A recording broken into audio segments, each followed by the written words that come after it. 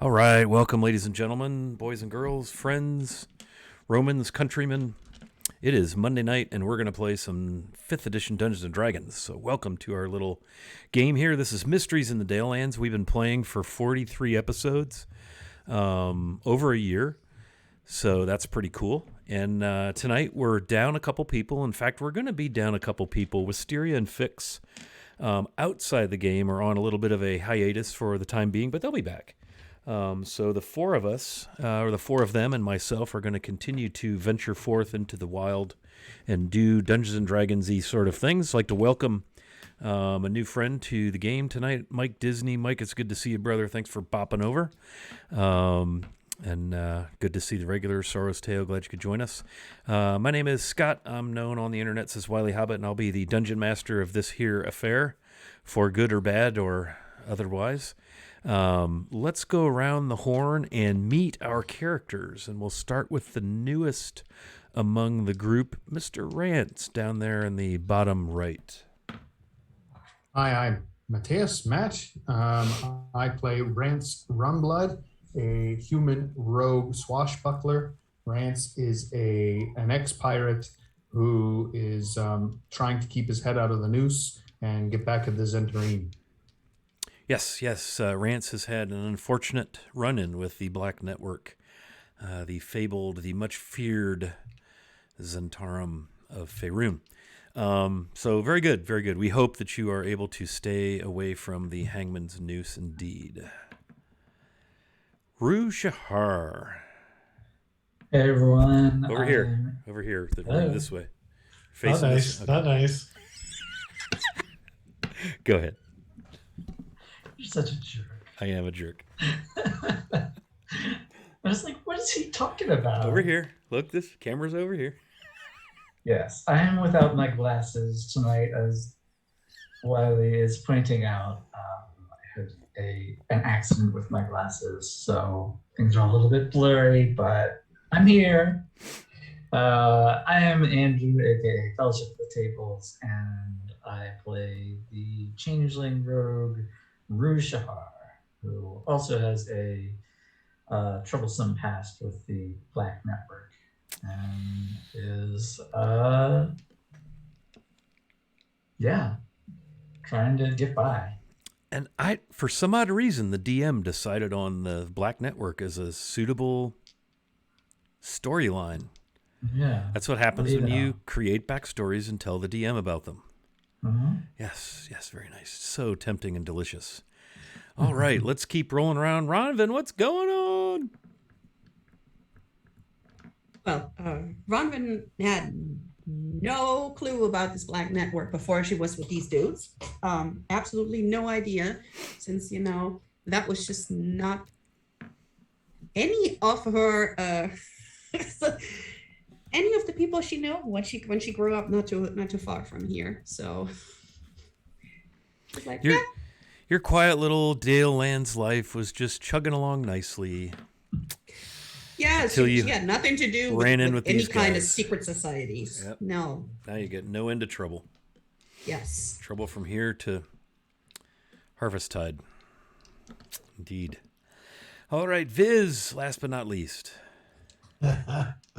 Hi, I'm Dave, here Wilson on the internet. So I'm playing Viz. Viz is a fairy, and he's also a rune knight, which makes for an interesting combination because his massive stature in normally formed formation, whatever, is approximately 18 inches tall.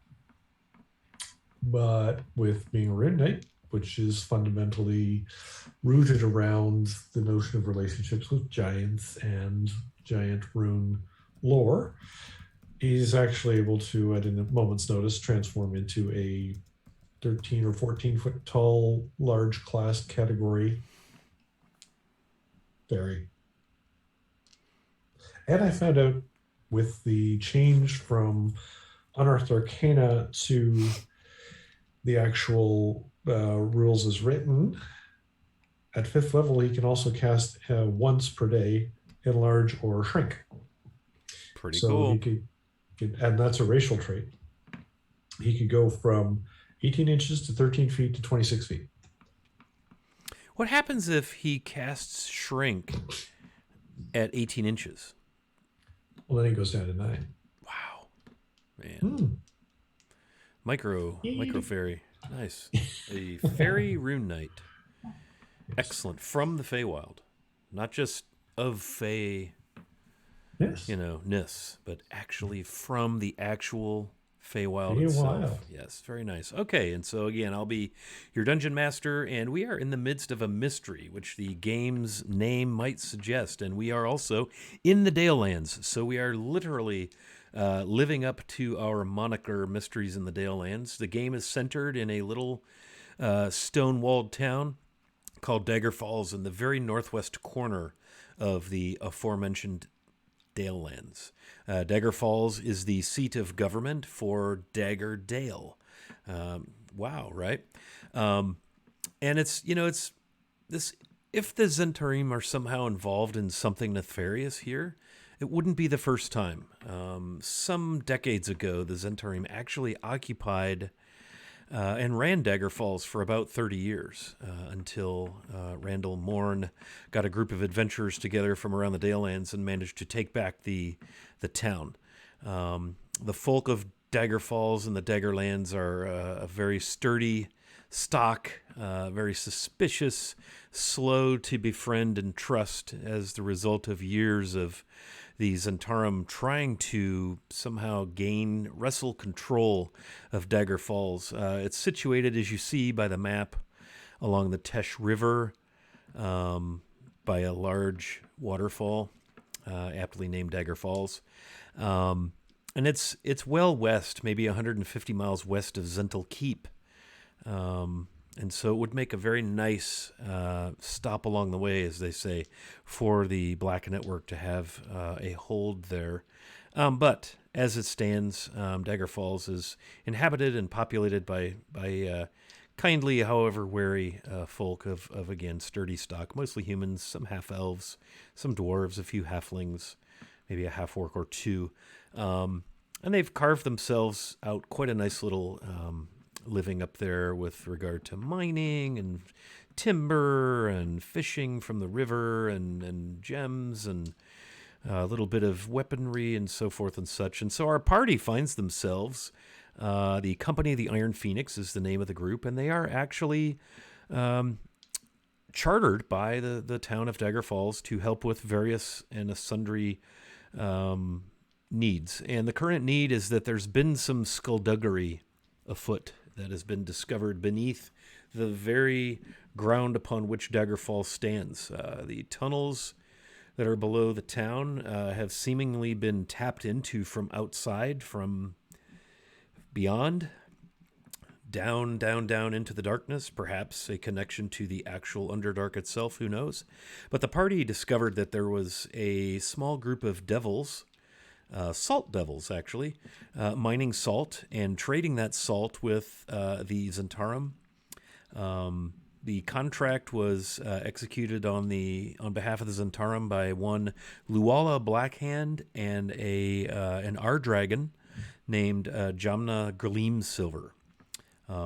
Turns out that Luala Blackhand is known to some degree, we're not sure to what degree, but known to one of the party members, Rue Shahar, from a previous life or some such. And so the party's been tasked with investigating, getting to the bottom, and ending any potential threat. And they thought perhaps they had done so by killing the devils, setting free the enslaved Darrow that were mining the salt, disrupting the salt for weapons arrangement that was occurring. Hey, Mike, thanks for that host, brother. Sure appreciate that. But it turns out that perhaps one of the town fathers, if you will, one Asha Tanner, the owner and proprietor of the Winding Trail Outfitters, it appears that perhaps she may be in cahoots or in collusion with the very same Luala Blackhand. And Rance, who happens to work for Asha Tanner, has been assigned from time to time to transport some crates of something heavy down below the town and bring forth from the tunnels below Dagger Falls some crates of salt. So he has seen firsthand that there is some sort of trafficking, trade, something going on. And it is at that point where we will pick up our party's tale tonight. Again, Wisteria and Fix will be staying in Dagger Falls, running a little reconnaissance for the moment while the players are on a bit of a break due to life things. And the scene will open very early in the morning, perhaps even before the sun has risen.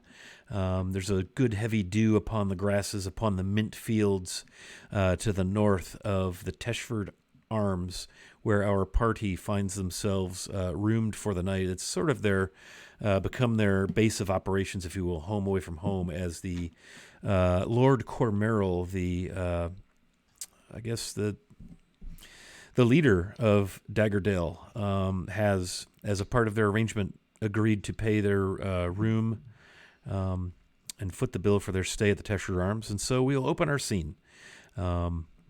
Where do you all go as each of you wakes up? It's that time of the morning in late summer where you hear the peepers and the dew is heavy, the air is still, there's no wind, there's no sunlight just yet, but you know it's going to be pouring over the eastern horizon at any point. And at that point, I'll turn it over to our party. So I think Rue is up pretty early, out on the porch, sipping some mint tea and watching the sunrise. Yes, the porch itself, again, sweeping across the northern face of the Teshford Arms. And if you consult the map, the Teshford Arms is that dwelling there that is south. There's a road that crosses the ford over the river, and that little complex of buildings is the Teshford Arms, a 2-story sort of a colonial shake-roofed wooden clapboard siding, saltbox shaped sort of inn and tavern dining hall. And it has this beautiful veranda wraparound porch upon which sit all manner of chairs, little small tables, and people love to sit and gaze northward back over Dagger Falls as the Teshford Arms sits above the river, and between the inn and the river are these beautifully scented and lovely fields of mint, from which the Teshford Arms makes lovely mint wine, incredible mint tea, all manner of mint everything. And so Rue is on the porch enjoying a mint tea. Oliver Sarden, the proprietor, is the only service member that you've been in contact with thus far. The servers are not in. You don't even hear the clashing and banging of Mama Beldy in the kitchen. You did happen to notice Din, the baker, getting her day well underway with her scones and cupcakes and other confections as you went out and escaped to the porch to take your seat.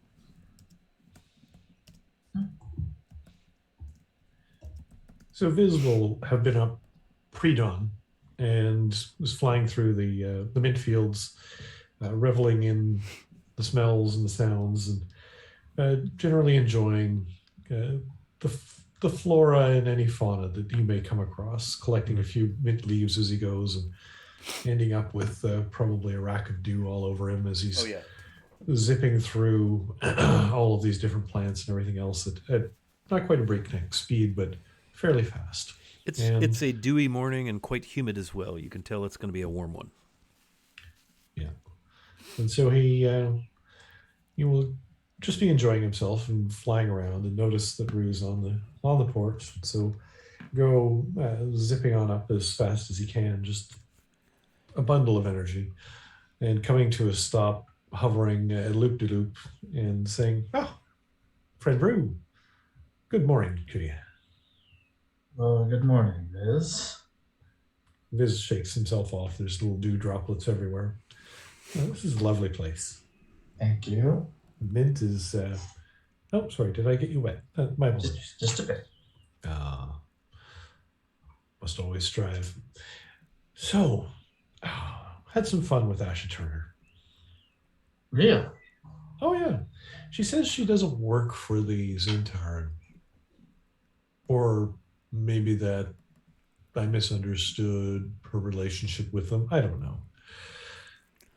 Anyway, she's not happy. But that's okay. That's her problem, not mine. She's doing So something she with it. She's saw doing. you. Oh no, No. she's doing something with the Zents though. She had a. She had a paper. Wait, you had a conversation with her, but she didn't see you? Nope. Yep. Yes. No. Conversation. Didn't see me. Yeah. Do you know someone named Jamne Gleam Silver?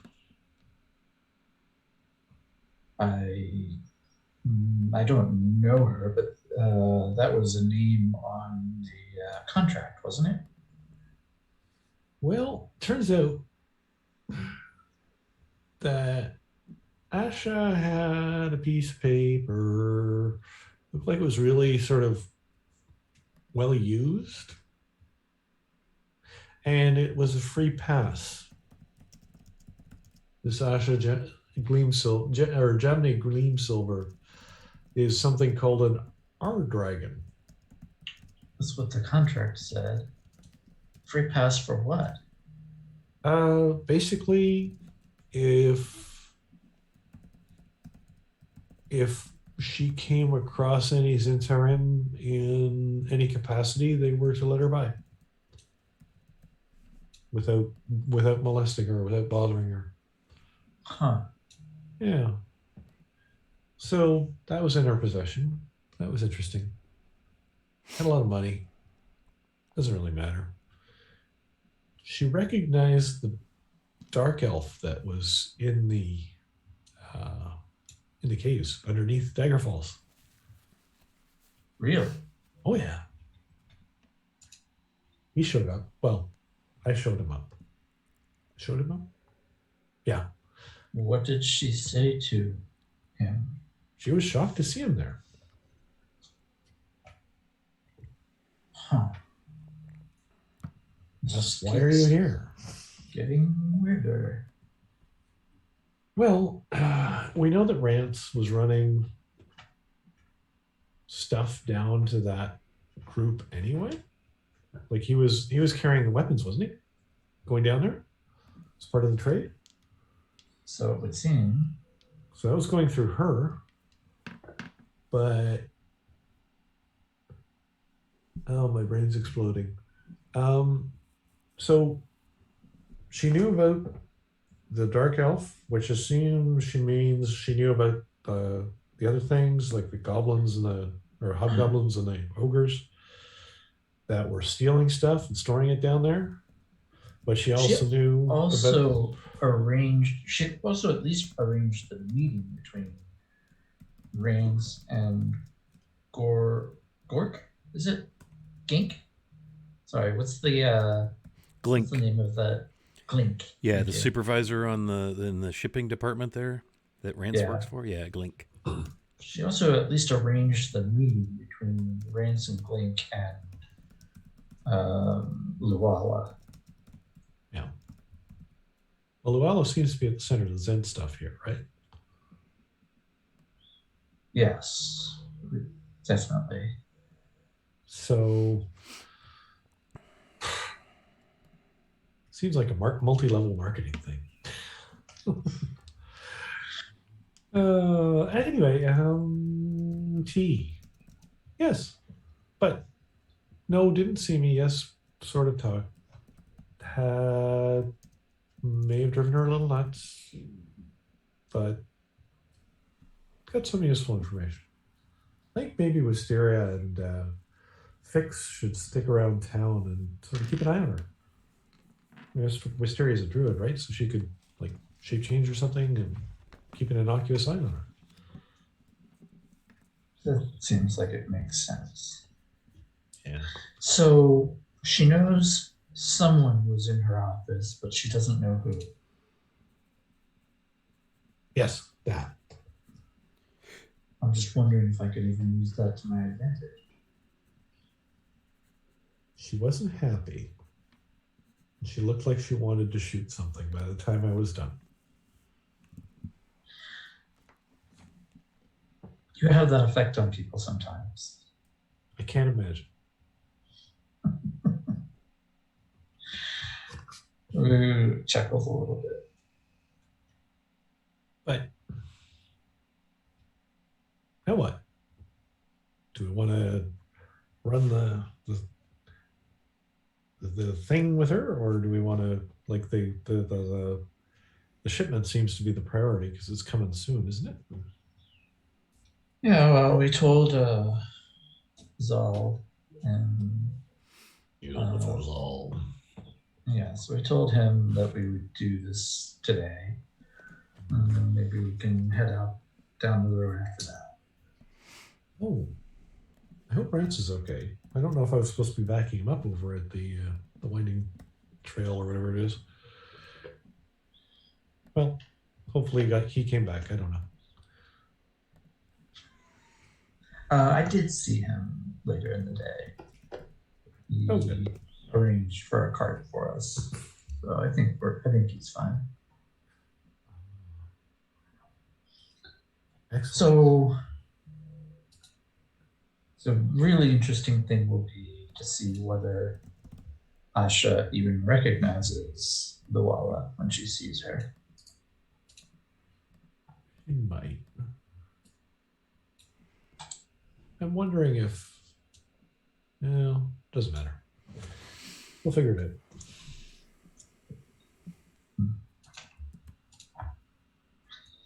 As you're talking, Oliver comes out. Ah, good to see you, Viz. Tea, coffee, water? Tea. I don't rightly know what you'd prefer, honestly. I'll have some tea. Here's some mint leaves. Oh, lovely. Thank you. Because we don't really have many of those here, and he kind of smirks at you. I know you have a whole field of them. I would, if it pleases you, I will put them in some water, crush them, let them steep at your table while you enjoy your tea. How would that be? That sounds lovely. Yes. Very well. A bun? Could I have a bun and some cheese as well? Oh, of course, yes. Anything else? Rue, are you hungry? Anything to start the day? Just the tea for me, thank you. Very well. And he kind of wipes his hands on his apron, takes the mint leaves, and you can see him kind of rolling them almost as if without, intention. It just, almost immediate habit. He might, like he's probably spent some time with a mint leaf or two in his hands. And he heads back into the Teshford Arms to fetch your tea and your hot steeping water. Hey, Foxfire, good to see you. Making your weekly donation to Ronvin. Very good. Got to pay the rent.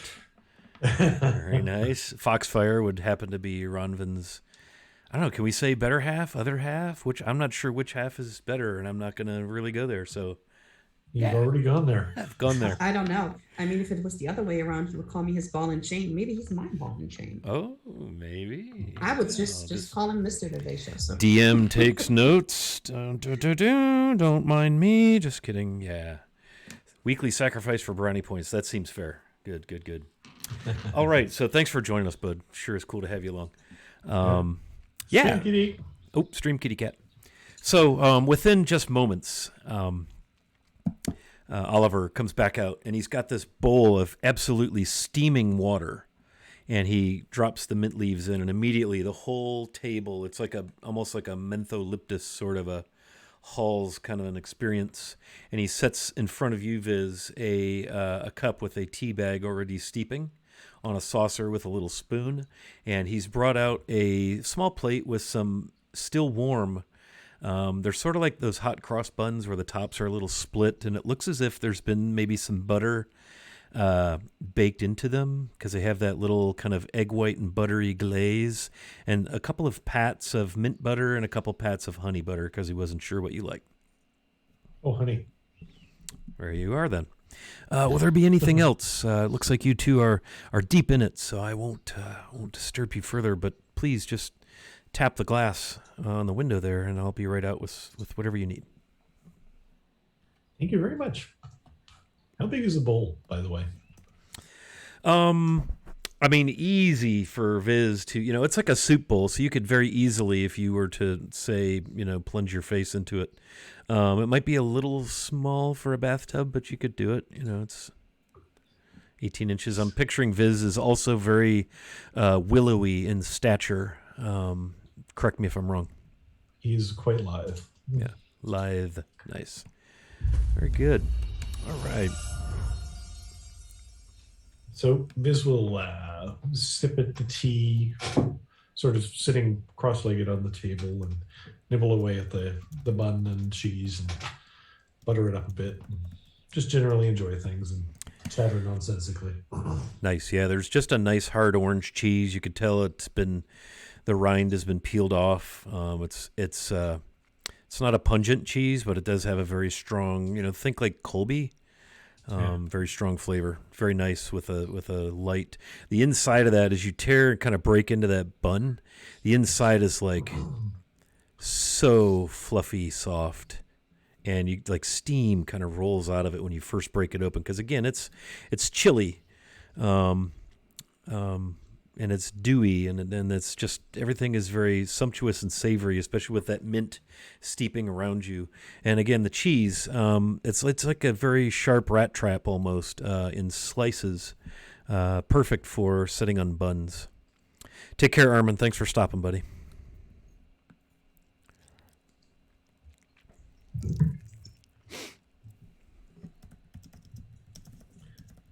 Yeah. So. Yeah. Asha was kind of peed, but that's okay.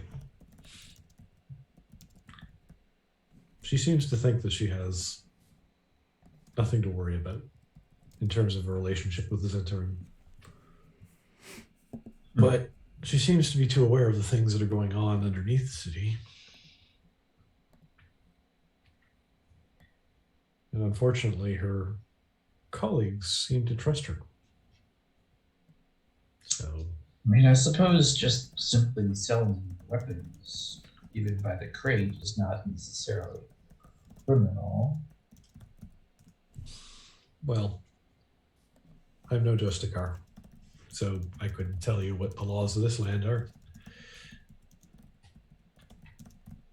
And clearly the city fathers don't consider the Zentarum enemies, else they would not be able to do business here.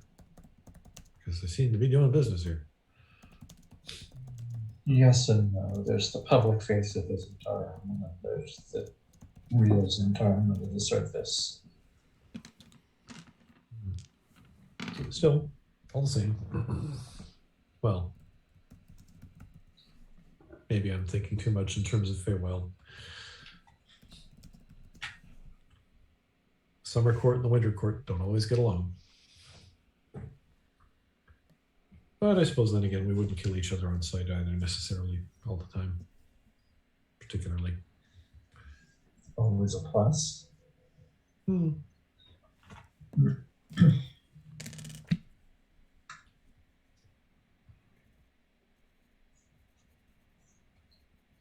So you're here looking for someone, right? An elven bard? Oh yeah. Yes I am. Sylvan lad. Long ears, sings well. Haven't been able to find him yet. But time things weird. It's I have some hope of finding him. But You who knows? do you know how long he's been here? Like been not in the Feywild? Maybe. So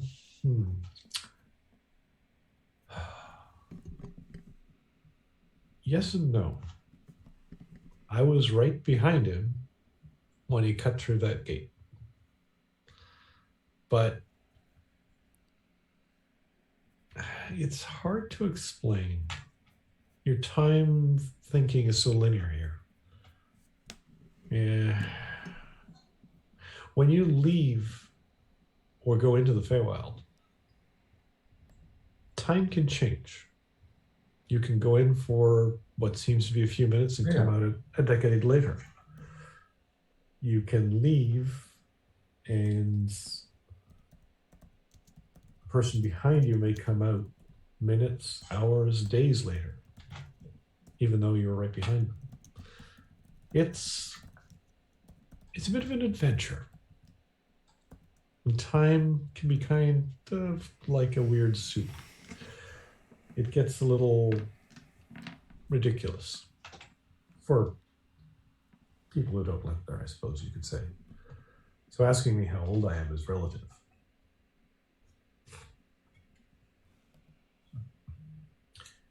So I don't know if I came out 5 seconds after him or 5 years or any other arbitrary number in between. So do you have some plan for finding him? Yeah, look, maybe I'll go back eventually and see whether or not the Queen still wants him. He was supposed to perform. Didn't want to.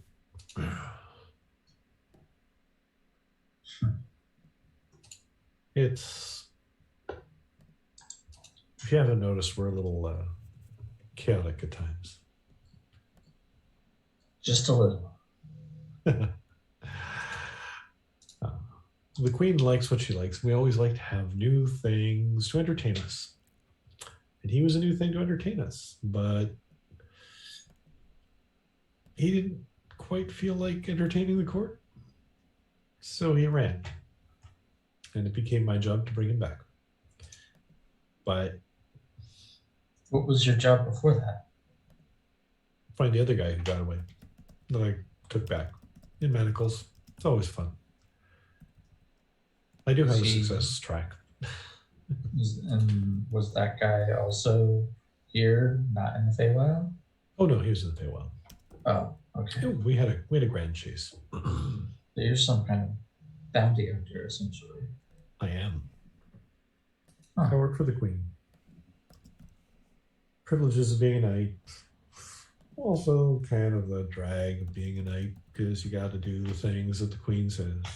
And Biz sort of floats off, sipping at the tea. Sometimes I get distracted.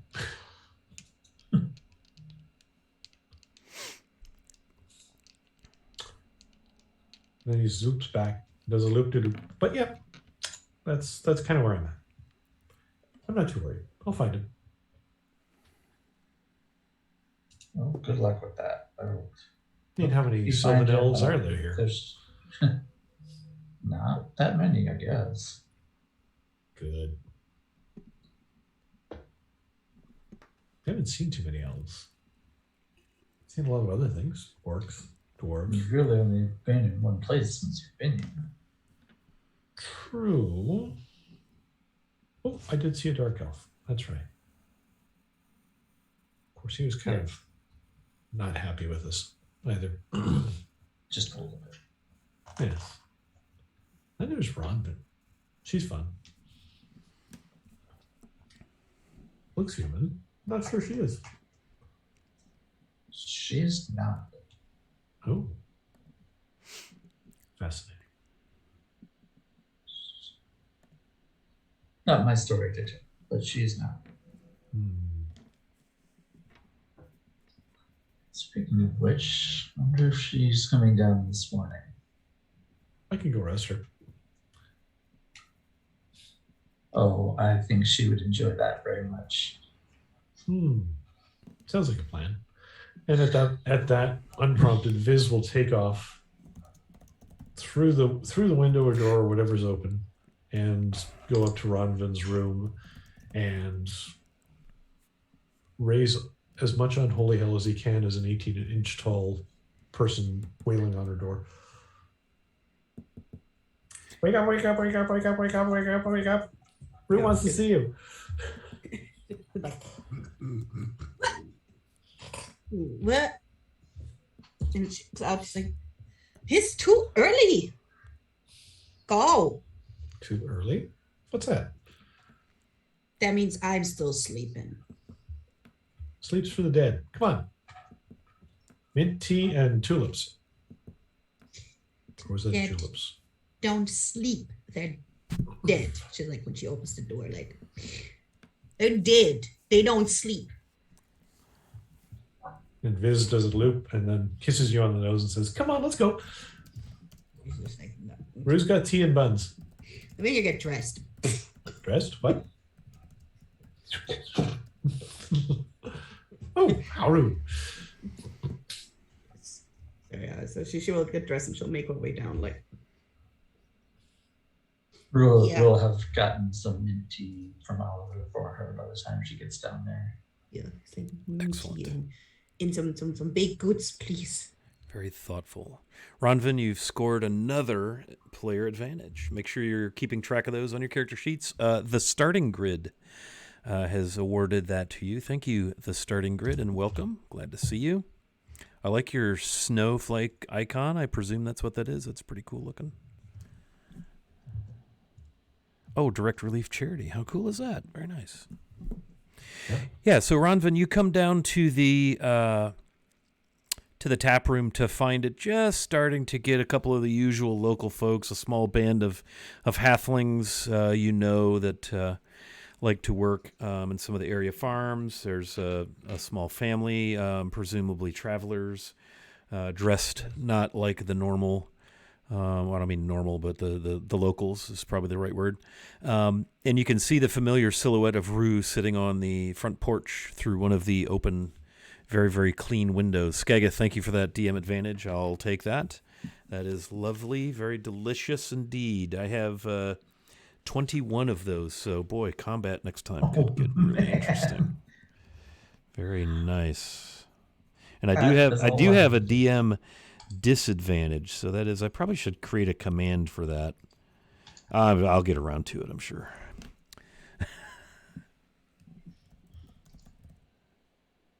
Make it the most expensive, right? That's right.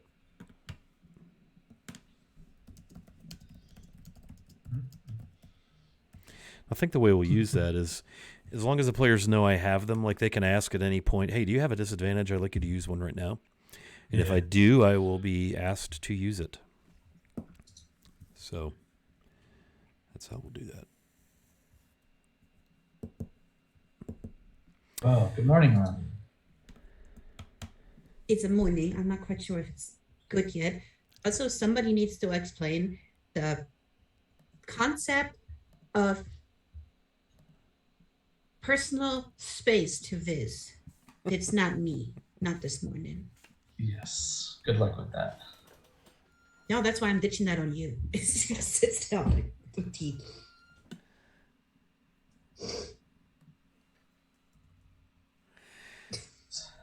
So, how was your research in the library yesterday? Oh, little. I mean, I basically backed up what Fragile said.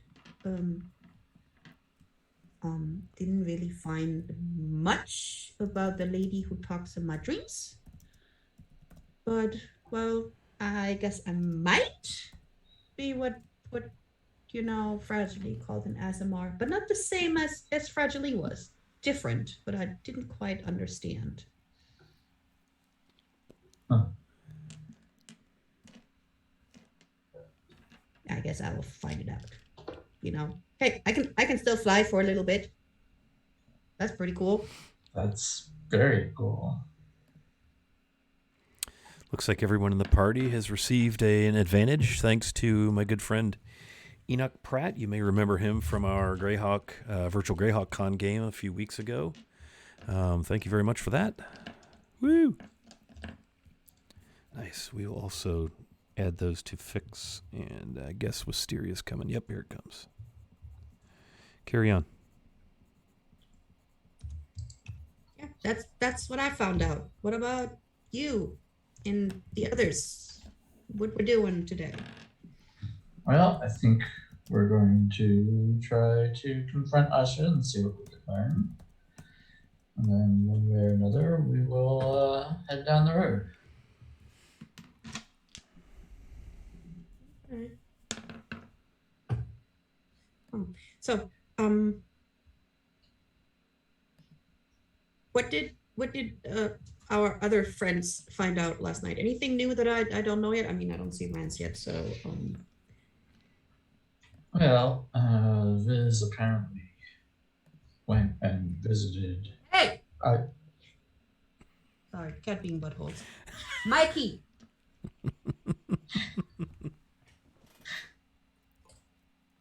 So then the other two of the three cats we got.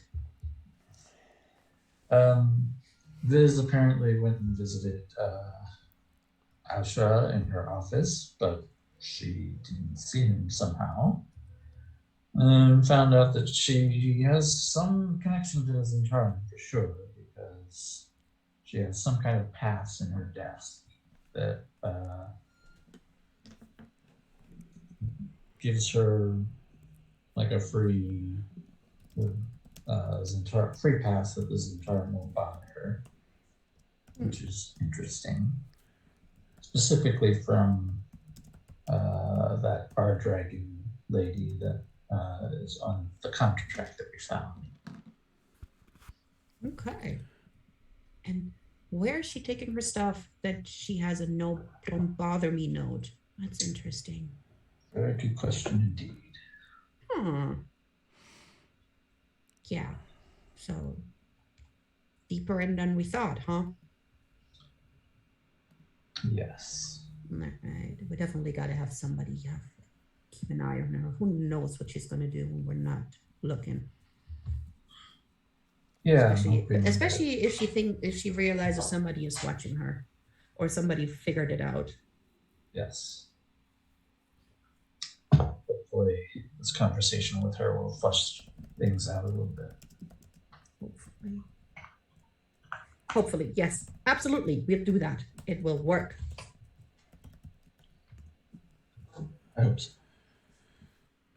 Sorry, there's not really any Chaka optimistic stuff. I kind of still miss our friends who did that.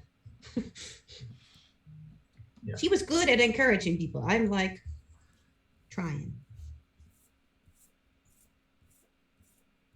All right, so when we're done eating, where's Rance anyways? Did he not stay here? I'm guessing probably sleeping off a hangover.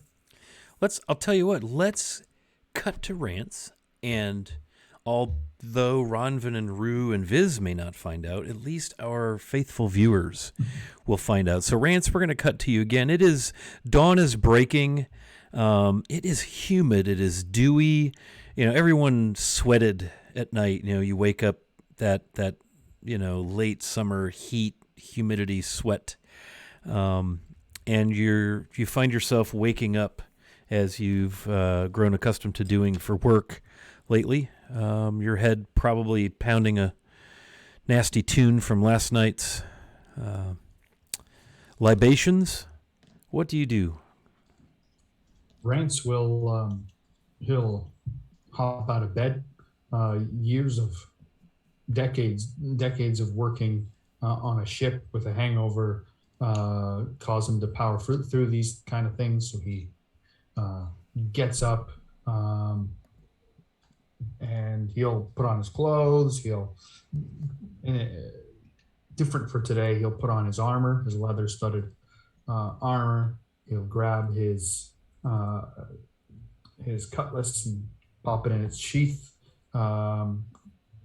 Maybe actually before he pops it in his sheath, he sits at the bench and he takes the wedding stone and sharpens it up for a few minutes. Then he puts it in his sheath, grabs his crossbow and inspects it, and makes sure that it's stringed and the mechanisms work. And so he preps himself to go.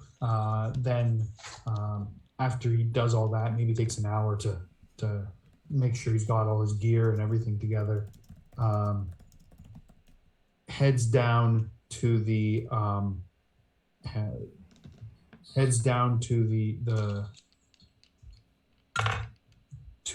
stable where the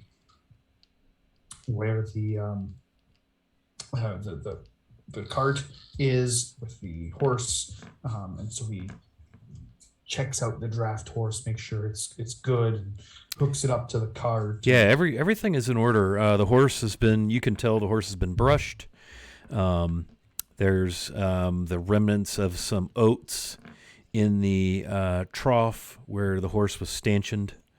You'd have to get him out of his little enclosure there. The cart is tarped, but the flap end of it on the back end, like where a tailgate would be, was left up so that you can very clearly see that it has been loaded fully with a number of crates that contain bottles, all labeled with the Teshford Arms Mint Vineyard label. And there appears to be some sort of liquid. Definitely gives the appearance of wine.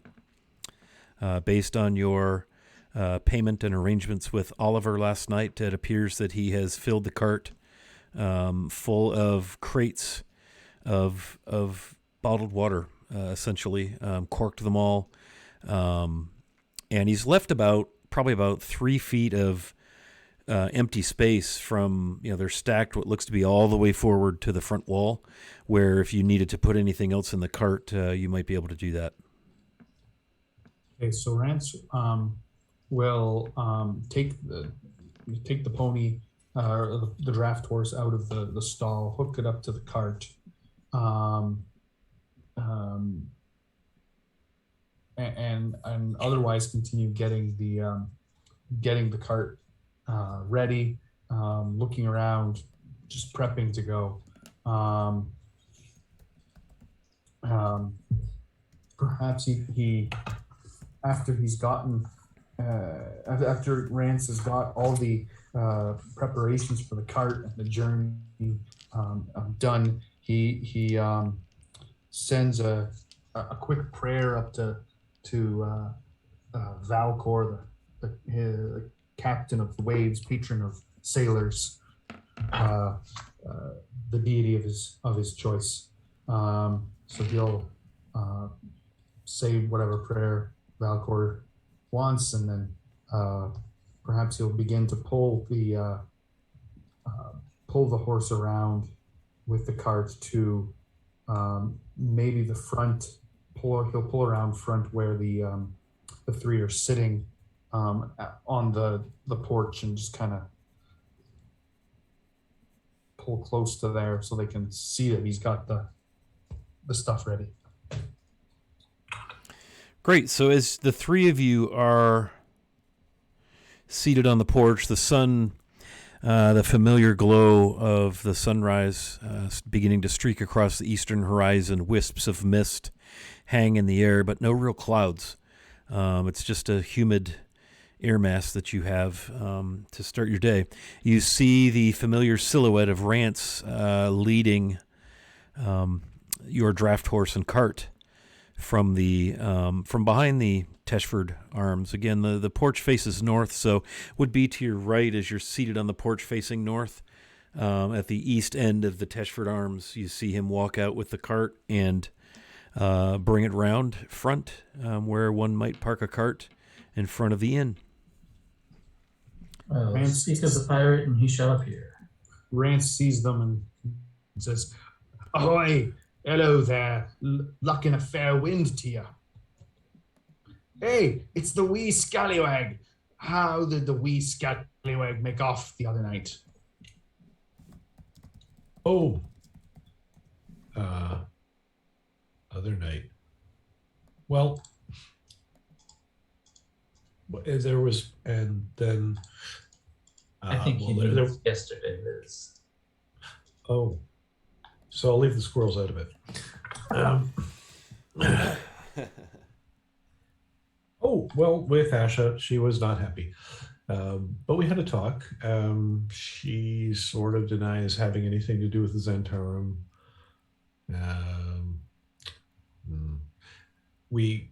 She did recognize a character that we ran into in the underground, I think, before you joined us.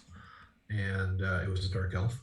He seemed to be responsible for some nastiness that was going on underground, stealing of things from stores and that sort of thing. Seemed to recognize him quite readily. And You know, it was sort of a two-sided conversation where she spent most of her time threatening me, and I asked her questions, and she sort of indirectly answered them. Ours drow involved too, said you? Well, is a dark elf around, yes. I don't know how involved they are. Did you run into any drow when you were down there, Rance? Rance stops and thinks for a moment. I've ran into many drow in my sails, in my voyages. Never have I liked the experience. I'm talking about when you were delivering the weapons down there. No. Never. I did. We saw nary a soul down there. Except Luala. Well, she was not down there. She was up in. The only two people who went down there were myself and Glink. We did all the grunt work. We met her in the back of that tavern there. You met Luala in the tavern. Aye. Just Glink and I did the grunt work into the cave. I see. Aye, I've done all the. I've prepared all the preparations. Well, I suppose there's only one thing for us to do before we hit the road.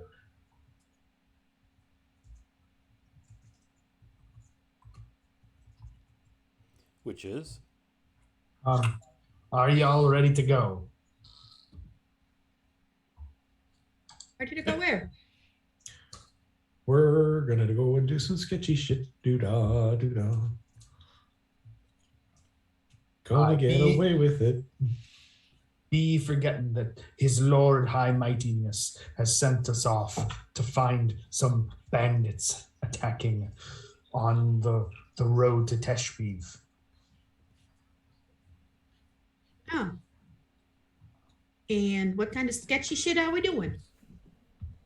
We be Bandits. the merchants that said bandits are going to come and try to attack.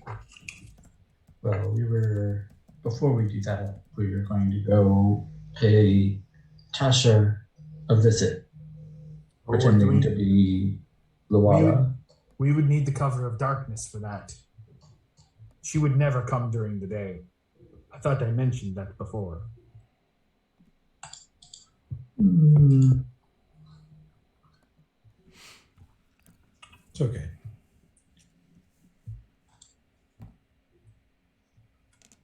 You think we should wait until we come back to do that then? I think unless we want to waste another day around here, the Zents will never come.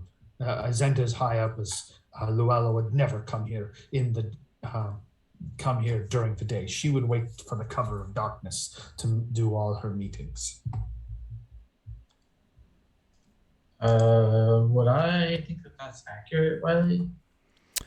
I mean, you know that the Zents kind of have two sides to their thing, right? The sides of their business that they want people to very clearly see, the above board things they do, sell swords, weapon dealing, things of that nature, all the things that, I mean, they have to have a reason to organize now, don't they? But you think it's not beyond the realm of possibility that she might prefer to be unseen if she's skulking about doing things that she wants to have remain a secret. So yeah, it sounds like maybe Rance might be onto something. I mean, the party had encountered her in the day of lightness, in the broad of daylightness, But not in up public there, area. up there at the what was that? The ruined temple of the dragon or whatever that was. And you see Zentarum coming and going on the road in small groups, or perhaps guarding various caravans and other such things. But again, that's when they're doing, their work and business. But it wouldn't strike you as odd if she were to not visit Asha until it were dark. Actually, well, having during the day might better sell the notion that she's upset because we disrupted the mining operation.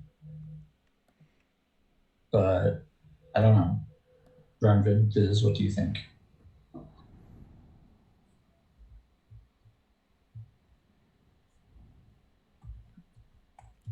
I think that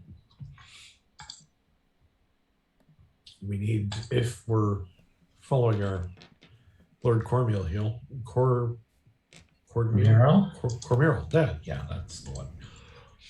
That his shipment that he wants to ensure arrives soon. So we would have to be on the road to try and figure that out.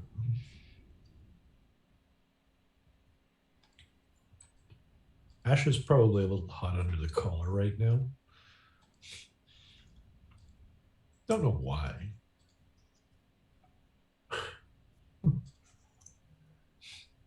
I mean, totally not understandable if there's weird people in your place that you don't know who they are and what they want and what the.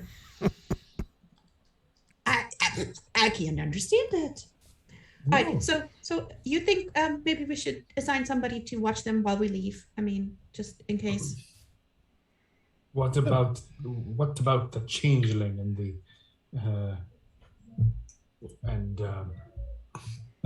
what about that Wisteria and Fix? They could keep their eyes on Asha while we go off and check out the roads. Actually, we still think he's human. We do, but that's okay. Yeah, absolutely. I mean, maybe we shouldn't just drag them with us. I mean, they should be able to do that, right? And while they're there, they can actually learn something about here. I don't know their way around as good as we do. And Kat, if you sit on my keyboard, I'm gonna. Yeah, I think it would be a great idea. I think they were gonna enjoy their time with each other too.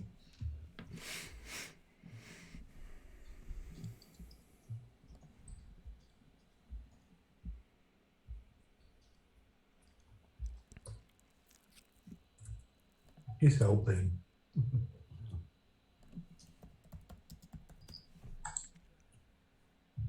Let's go find some bandits. Don't be too happy about it. What if they find us first? The sooner they find us, the sooner we can introduce them to the pointy end of our cutlasses.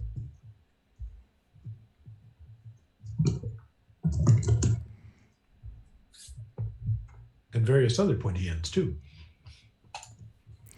All the pointy ends. We scallywag, what you do in your free time is your business. Is just idly takes a knife out of his bracer and throws it at a support post. That's what I'm talking about.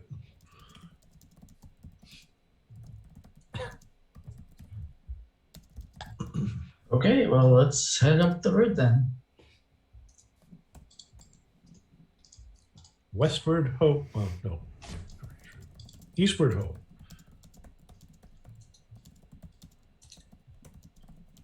So,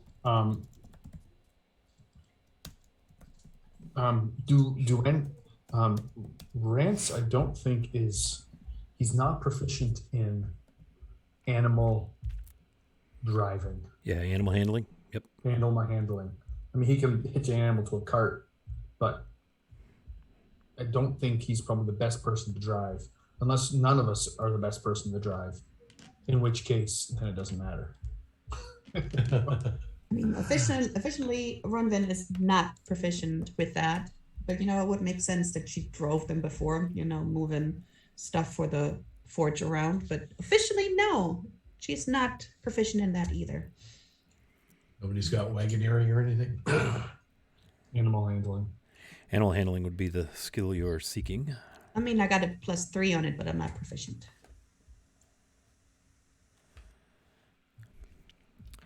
And you do have, just for the record, you do have 40 +2s. That could be, one could be applied to a d20 roll.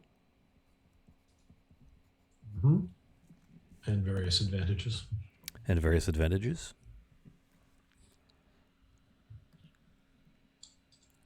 Well, Who wants to drive the cart? That's not Viz.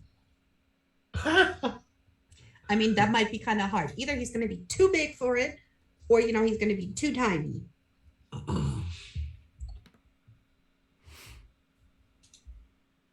How many horses do we have? Is it just one or two draft horses? just the one. Okay. I see.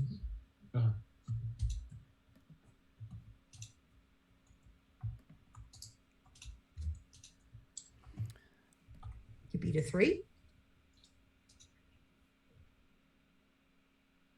I'd be suggesting that Ronvan be the one to drive, and All right. Now you all also have mounts, if I'm not mistaken. They're stabled here at Teshford. So will you be riding them or walking along with your cart? This is going to be flying. Viz will be Already. flying. Yep. I mean, would that be normal for somebody to ride as protection, or would it be normal that we're all on the cart? I mean, Rance should know, right? Well, typically with a caravan, from what you've seen in the region, and you would definitely know this, Ronvin, from living in the Dalelands and not being too far from the beaten path, you'll see sometimes it's people on foot, aside from the teamster that's operating the horse team or single horse, and people guarding the caravan on foot. Sometimes they're on horseback guarding the caravan. But with a load of freight, it is not common to see people riding upon the freight. If it were a string of wagons, some of which are covered, then it might be more likely to see some people riding in one of the wagons. That all the seats on the buckboards would be full, possibly. But in this case, it's more likely that your driver would be upon the seat on the cart, and the remainder of the party be walking or riding horses.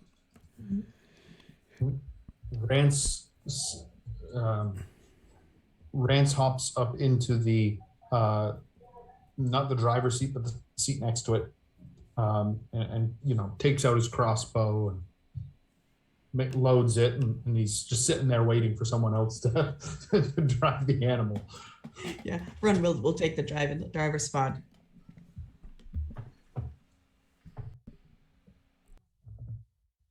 He can't ride shotgun, but he can ride crossbow.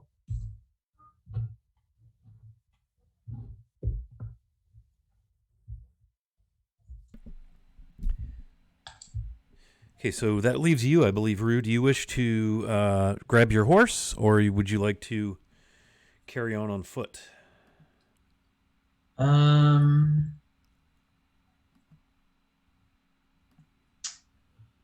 guess on the horse. Okay. Yeah, so you can easily go back to the stable. There's a couple of the young lads working back there, starting to feed animals and clean up from the night's messes and things of that nature. Yeah, I'll just ride maybe a little ways ahead of the cart and keep my eyes open. Very well. And Viz, you're going to be fluttering and flying. All right. So, as the party begins to mount up and head out of the Teshford Arms, making a left onto the trail there that leads kind of northwest over the river, The sun is beginning to crest the horizon. That blinding sun that you see early in the day when it's closest to the horizon. You make your way into that primary intersection just southeast of the walls of Dagger Falls, and you see a couple of Dagger Falls deputy constables posted at the main gate. You see a couple of merchants walking with packs, pulling a cart, a small cart, clearly headed in to set up for the market day. And you just see signs of life, a few people hustling about here and there, starting their day. There's some folks fishing on in that big pool you can see up the river near the waterfalls, which is a customary sight. It just looks like another summer day unfolding in Dagger Falls. You get a few people who recognize you and tip a hat or wave, and you're on your way. You make a right at that intersection and begin to head east. You pass the sturdy scabbard right there on the corner, the Leatherworks, and you turn and pass the road that heads north toward the Red Rock Tavern. And right there on that corner, of course, you see the sprawling complex that is the Winding Trail, the two-story, almost like a frontier-looking mercantile. It's kind of timber and frame, some stonework. You see the various small outbuildings around it, the fields back into the northeast that extend on into the forest. And it's typical hustle and bustle. There's a couple of teams of horses and carts in front of the Winding Trail that appear to be loading up for a trip or something. Rance, you notice your usual co-workers and colleagues beginning to load wagons. You see Glink doing his usual supervisory role. No sign of Asha Tanner, but the Winding Trail is most definitely open for business.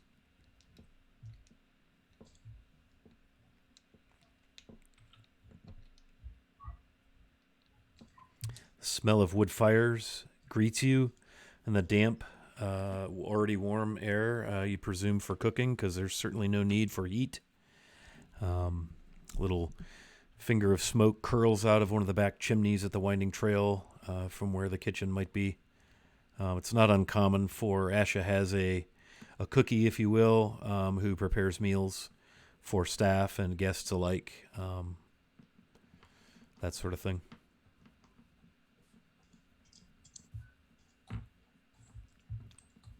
Now, Rance looks around at everybody and kind of looks nervously over at the place of work there, and he says, "Now, if we can be avoiding Asha Tanner this morning, we'd be all the better." Right, Why is that? First, you do have to fix your face because you look kind of nervous. We cannot do that. You can do this. Deep breath in. Deep breath out. All right. Now let's avoid Asha because we don't need to ask no stupid questions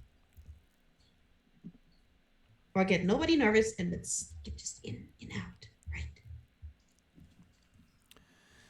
So are you stopping at the Winding Trail, or are you moving on? Moving on. Rance. Moving right on. No. It's like, no, we're gonna Okay. just do not stare nervously at this place. Hope, and then because you know how it is, it will be jinxed, and somebody will step out and look you straight in the face and ask you where you're going. Rue, so you said you're going to ride ahead of the party. Did I hear that correctly? Yes. Okay, how far ahead will you go? Are you going to get out of visual range? No, I'm just going to be like 100 feet or so. Okay. So if one were to be watching, noticing the cart and draft horse, one might assume that Rue is in no way probably traveling with that, given the distance. Yeah. Unless one watched it very closely, leaving the Tetchford Arms, perhaps. I mean, I don't know who would do such a thing, but I mean, if that were the case. Yeah. Very well. Okay, so you're on your way. You're exiting the sleepy little town of Dagger Falls. The day is greeting you with warm faces. The sun is in your face. As you head eastward at your customary, you get away from town and kind of get the draft horse moving, and you kind of reach your typical customary, give or take 3 miles an hour, so you know that you can probably traverse a good 20 to 25 miles today, assuming you don't make any lengthy stops or run into any shenanigans.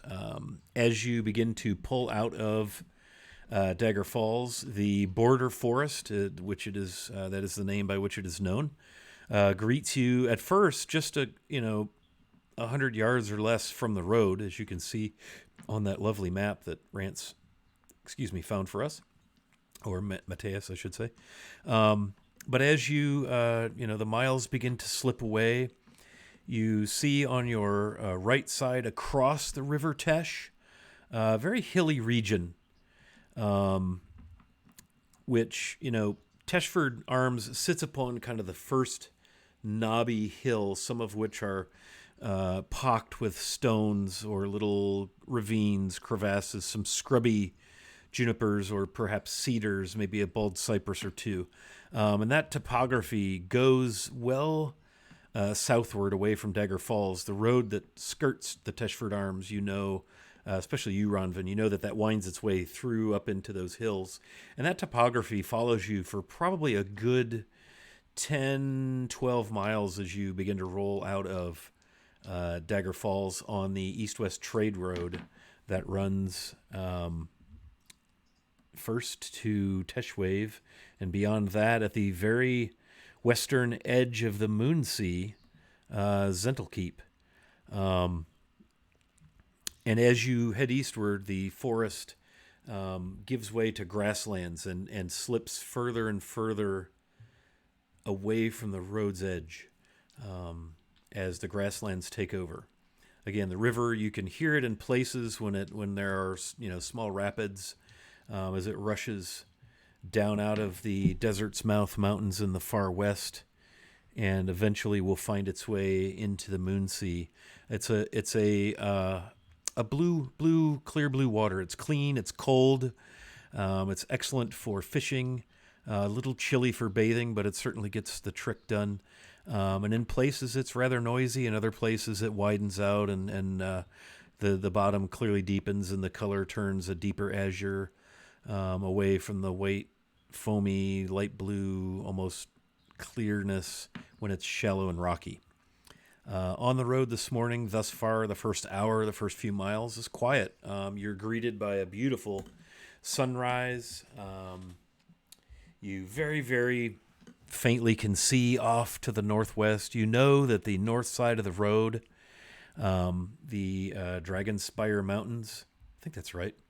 Let me consult my resource. Dragon's Spine, sort of follow the road from west to east. The border forest ends. There's a bit of foothills and then up into the Dragon's Spines. And you recall that your trip in this direction was actually just east of the forest and just west of the mountains where that secret sort of temple ruins was, where you left the sealed sanctuary, if you will, with all of the creepy, dragony, sort of culty stuff, and your encounter with Luala. But you know that is, I believe, gosh, I want to say that's probably 2-3 days away. Isn't that right, Rude? Didn't it take us about 2-3 days to get out there? Yeah. Sorry, I was muted. Yes, that sounds about right. So a beautiful day greets you. It is humid, and you are already sweating, wiping your brow. There is almost no breeze. Sun beats down nary a cloud as it climbs higher, higher. You would guess that you probably departed somewhere between 6 and 6:30 in the morning as the sun was just starting to make its presence known across the eastern horizon. And this first hour or two, 3, 5, maybe 6 miles has been pretty quiet. The road is dry and a bit dusty and rutted and pocked with low spots and areas that turn to puddles when it rains hard. But so far, it's been a quiet ride. for the first, like I said, first couple of hours.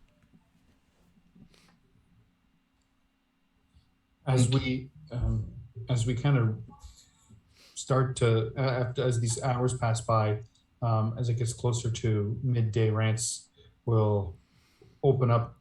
He'll put the crossbow away for a second, and he'll open up a sack and have his breakfast. He's used to having a big morning breakfast and a supper, 2 meal kind of guy. Yeah. Okay. Yeah. So Ronvin, you have Rance beside you. I would imagine he might smell a bit of rum. Pretty entertaining evening in the tap room, if I recall. The evening before. Ronvin, why don't you go ahead and roll me an animal handling. You have control with a pair of reins, bridle, tack, all of that. You have at your disposal a strong draft horse. It's not the kind of animal that you feel like you have to tame or break. I mean, this guy's built and bred and trained to pull a cart, and he pulls a cart. Right. I'm going to totally use my advantage in this too. Very well. So, And remember, if you do wish, you can add a +2 once you see the result of your roll. all right. That is a dirty 20. Yeah, so you feel very comfortable as you begin to try and just sort of test the controls, if you will, to try and get him to turn a little bit, stop, start, as you're kind of making your way out of town. You have no issues. He responds very well. He's clearly, gosh, I almost hate to say it, but I'm going to do it. Clearly not his first rodeo towing this cart for you. Quite docile. Responds well when you indicate with the reins that you wish for him to stop. He does. You can, he's got like a passing gear. If you want to walk him into a trot, he will. Yeah. So, thank you very much, Andrew, for that advantage. Very nice. And so the first couple of hours pass uneventfully. I think after a couple of hours, I'm going to come back to the cart. Okay. And yeah, I'm going to look over to Runvin and Rumblood, Rance, and say, don't be alarmed, but I think I'm going to look a little different. And I'm going to change my form to another merchant-looking person, maybe a little bit, maybe like an older-looking human man with, salt and pepper beard, a scar across his face, and then I'm going to pull off into the woods somewhere, and or somewhere that is out of view of the road, and I'm going to change into one of the fine cloaks that I bought in Dagger Falls before we left. Boy, when did I buy that? It was a while back. I think it was before we went to Mystara. That's been a while. Correctly. Yeah. I bought a set of fine travel clothes. I will change into that. Thank you, muted Scott. You said kind of an older, salt and peppery male human merchant, correct? Yes. Not elderly, but just a little older. Yep. Rance kind of smiles at you, and you can tell that he's joking a little bit. He says, "Aye, maybe you'll even get some wisdom with them white whiskers you'll be growing." Don't count on it. Well, that's optimistic. All right, so yeah, you see Rue. Do you shape shift right in front of them, or do you do all of that off the road? I will shapeshift in front of them just Cool. so that they get to see what the shapeshift is like, and also like the form that I'm taking. Yeah.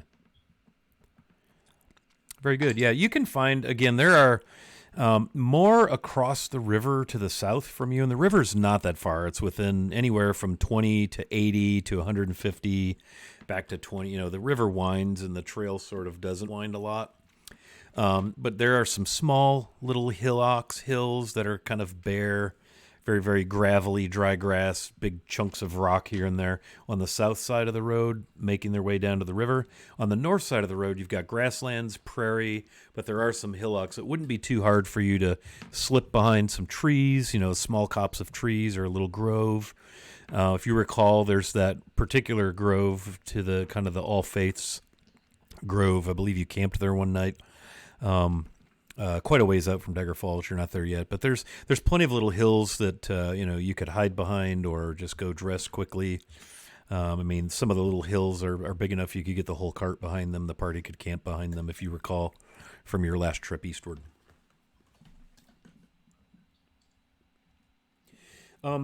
As Rue exits the road, do you all wait for him, or do you continue onward with the cart? We will wait for him. He's supposed to be our protection. Can't break character straight away. Okay. And, Very good. and he's got a horse that's not pulling things, so he can catch up to us. Yeah. Okay. So onward. Split the party. Onward you go. It's you've been on the road, like I said, about 2 hours, so it's maybe 8:30, 8:45 in the morning. The sun is definitely up and heating things. We never established this. Does anybody wish to kind of be like the perception person? I assume Rue, you'll retake that point. So let's say, occasionally we'll have you roll perception, but since Rue's gone, in the absence of that, maybe Rance, since you're the one who's been kind of having a crossbow, Ronvin's focused on operating and driving the cart, or Viz, anybody want to make a perception roll? So Well, Rue Viz is is flying Overwatch and all of this, so he's up in the air, very good. following the cart at a fairly high level to see off in the distance if anything is coming or hiding off in the sides or anything. Getting a point of view that's above all the rest of it. You see the glimmer of the river, the rapids. It's a beautiful morning. You see nothing on the road ahead of you. You can see over to the trees. You can see where Rue went off the road and behind a hill. How high up are you going to be? A good height, above tree height for certain. Is this like the Flight of Icarus kind of height? Your wings going to melt? You wish. Probably 40, 50 feet, maybe higher. That's fair. All right. Are you going to pretty much stay up there? For the most part, he'll come down at random intervals to check back in with the party if Nice. there's anything to report particularly, but just to not establish a particular pattern. So if anyone's watching, it's not predictable. Okay. Yeah, so as you're doing your thing, you do notice after a bit, I assume, Rue, you probably make your way back out to the road and begin to gallop forward to overtake the party. I would say, Rance, you would hear someone approaching on horseback from the rear. Viz, you would see Rue coming. Yeah, gotcha. Okay. So, Rue, you approach the cart, and everyone sees the same late middle-aged human male, salt and peppery. Did you say you have a beard as well? Yeah, short beard. Yeah, nice. Now wearing very nice, fine merchants, maybe a cloak and trousers and a top. Open to catch the breeze as you ride, because, man, there sure ain't one. It's toasty. Yeah. I'll just head back to where I was, 100 feet or so in front of the cart. Okay. Yeah, very good. So you ride on. Another hour. Another hour. So you've been on the road about 4 hours. It's hot. It's toasty. Viz and Rue, let's go ahead and do like a perception roll per hour from anyone who would like to do so. So that third hour, we'll take a perception roll. 12 for Viz. 15. 18 for Rance. 8 for Yeah. Ronvin. And So 8 much for- for her yeah, passive Ronvin's- perception. Ronvin's, really cruising on, focused on that draft horse and managing the cart. 21 passive perception, but an 8 when I pay attention, right? Rance, you've seen some small wildlife scuttle off the road here and there, that sort of thing. Viz, you noticed a group of 3 deer exit one of the copse of trees, probably spooked by the sound of Rue's horse and or the cart. Rue, you didn't see the deer, but you saw some grasses moving and heard some action off to your left as you got up to another copse of trees. But so far, it's pretty quiet. Awesome. If I saw movement, I probably would have kept going a little ways, but kept an eye behind me. Okay. Because if I'm thinking if I saw movement but not who it was, then I might wonder if it would could be some kind of ambush. Sure. So I would want to be relatively close to the cart, but without seeming like I'm paying attention. Casually Yes. aware. Yeah, so like I said, you heard some rustling and you saw some grass moving off beyond a particular, copse of trees. Oftentimes, you've been up and down this road enough to know that usually when you see the trees, there's probably a water source, maybe a spring or a little stream, or something of that nature. And you do notice some kind of movement to your left as you're out ahead of the cart. And again, you're sticking about 100 feet or 100 yards, you said? 100 feet. 100 feet, okay.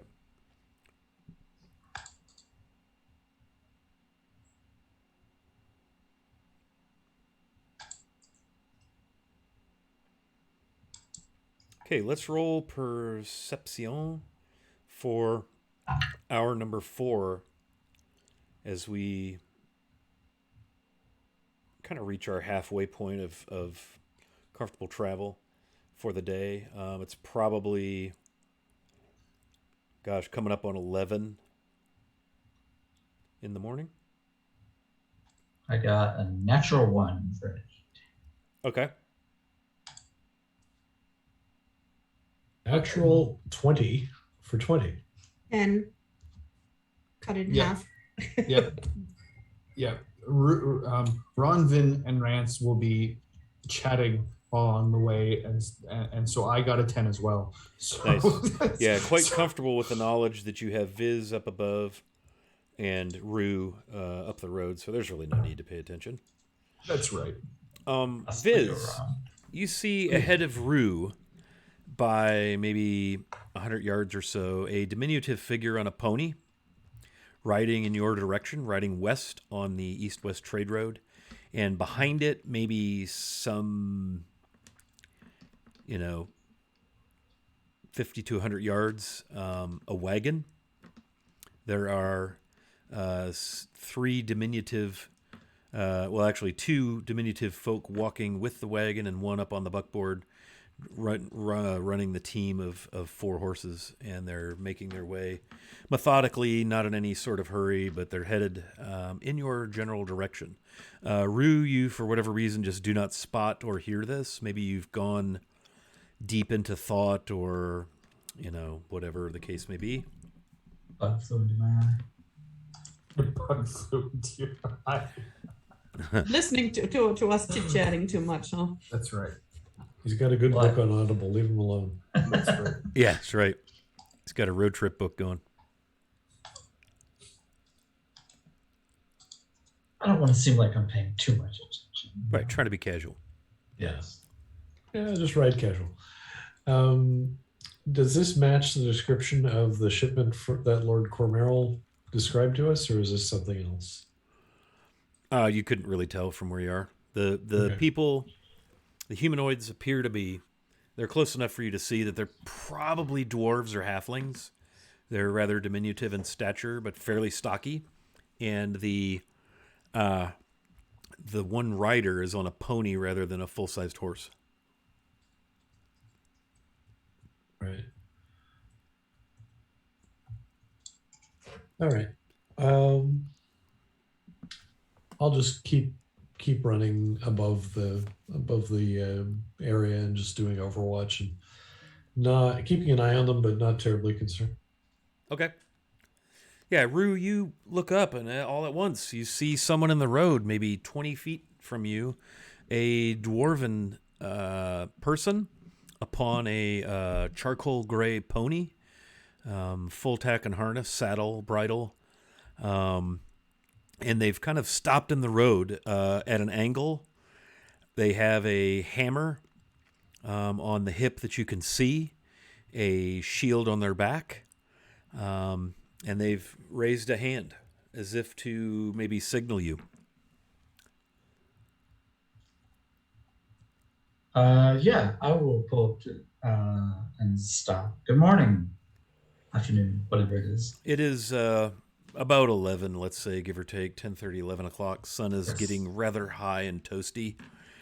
And you ride up on a pretty weathered, grizzled, by the best estimation, a middle-aged, probably female dwarf, teamster's gloves,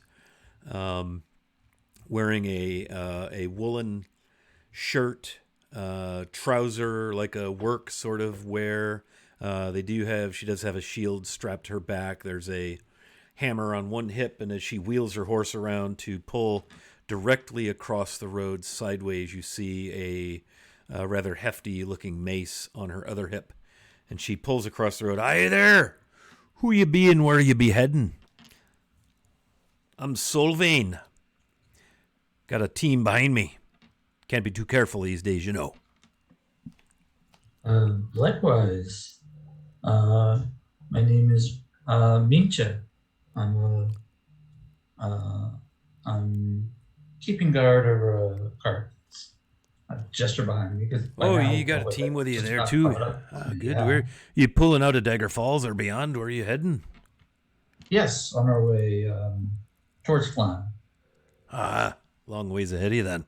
Yes. Just got on the road this morning. Very well.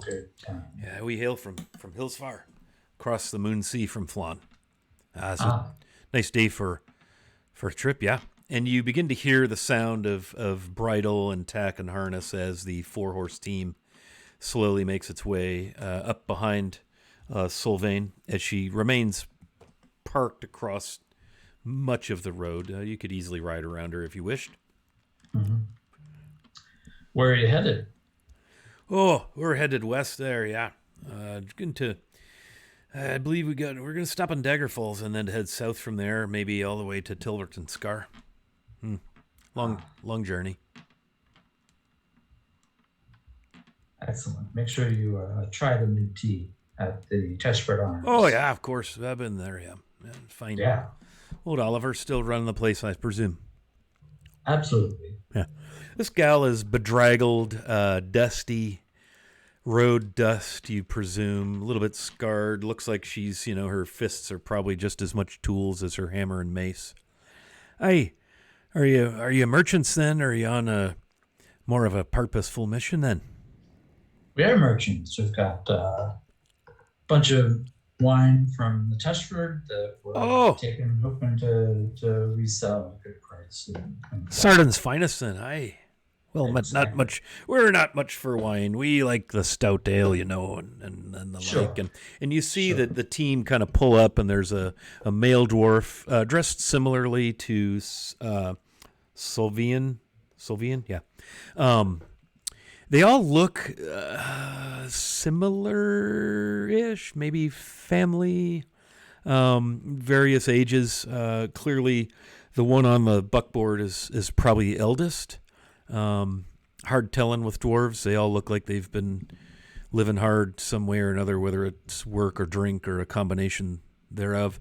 The two younger ones are on foot. They're similarly armed with hammers and maces. And you can see the wagon's got some mining gear that seems to be untarped. Like maybe they're using it along the way or something. It's dirty and dusty. And then everything else is kind of tarped down. Hey, good day. Yeah, they all kind of stop and greet you. They're all bearded, including the Sylvian. Goodness, can't say her name. Wow. She points to the one on the wagon. That there's Bilnir, Timer, and Raigir on foot there. They're keeping us safe, of course. We're all Tolden clan. Yeah, siblings, if you will. Nice to meet you. No trouble? Mostly miners. No trouble on the road so far, then? No. Good to hear. Nope. Occasionally you'll have a small group of orcs or goblins and the like, but they're no match. Sure. You know, things get dicey when you run into groups of ogres, things of that nature. But been a smooth trip all the way from Hillsfar.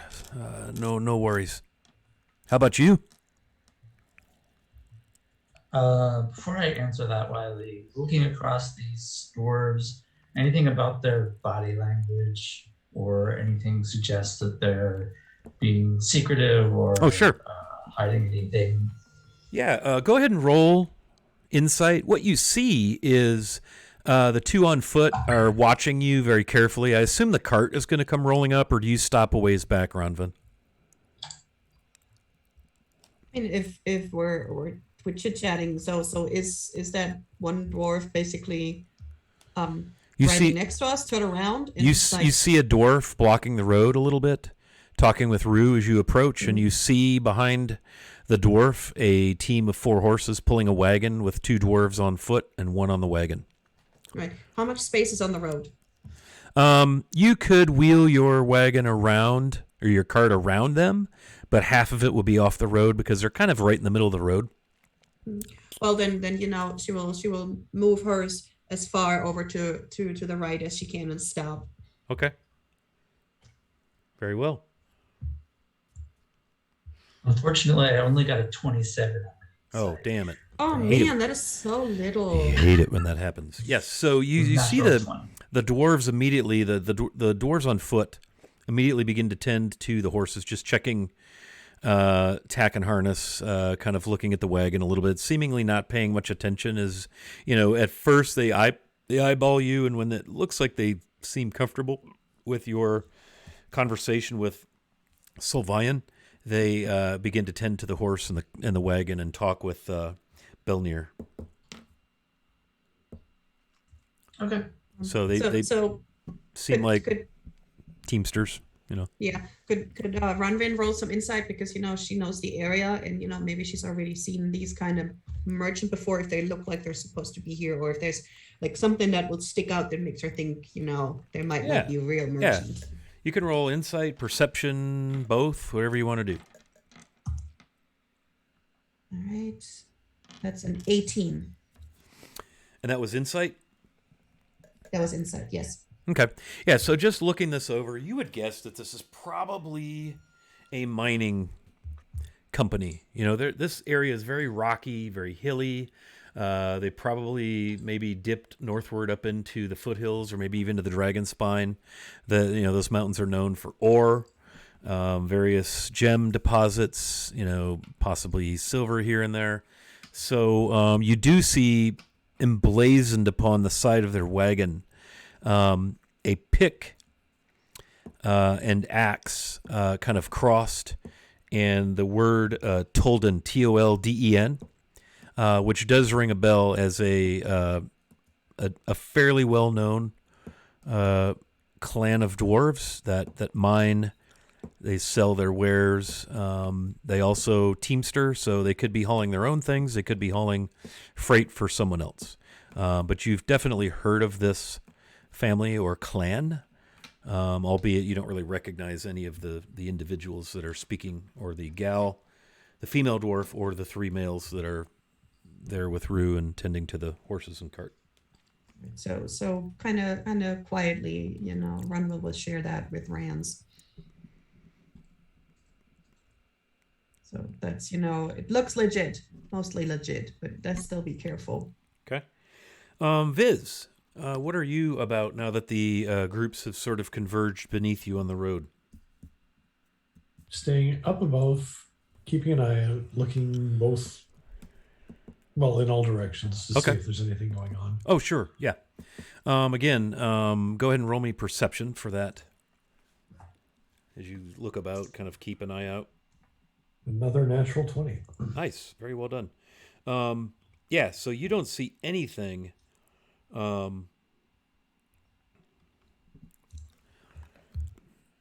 Just the group below. Cool. As Rance- it drags on, he's just going to start flying lazily down the road just to check things out further on down. Okay. Yeah, we'll ride that nat 20 on your perception, and again, you just don't see anybody on the road. And yeah, Fair. Go ahead, Rance. Oh, Rance will just lean over to Ronvin and say, let's hope those dwarves I befriended last night are not Torridon dwarves.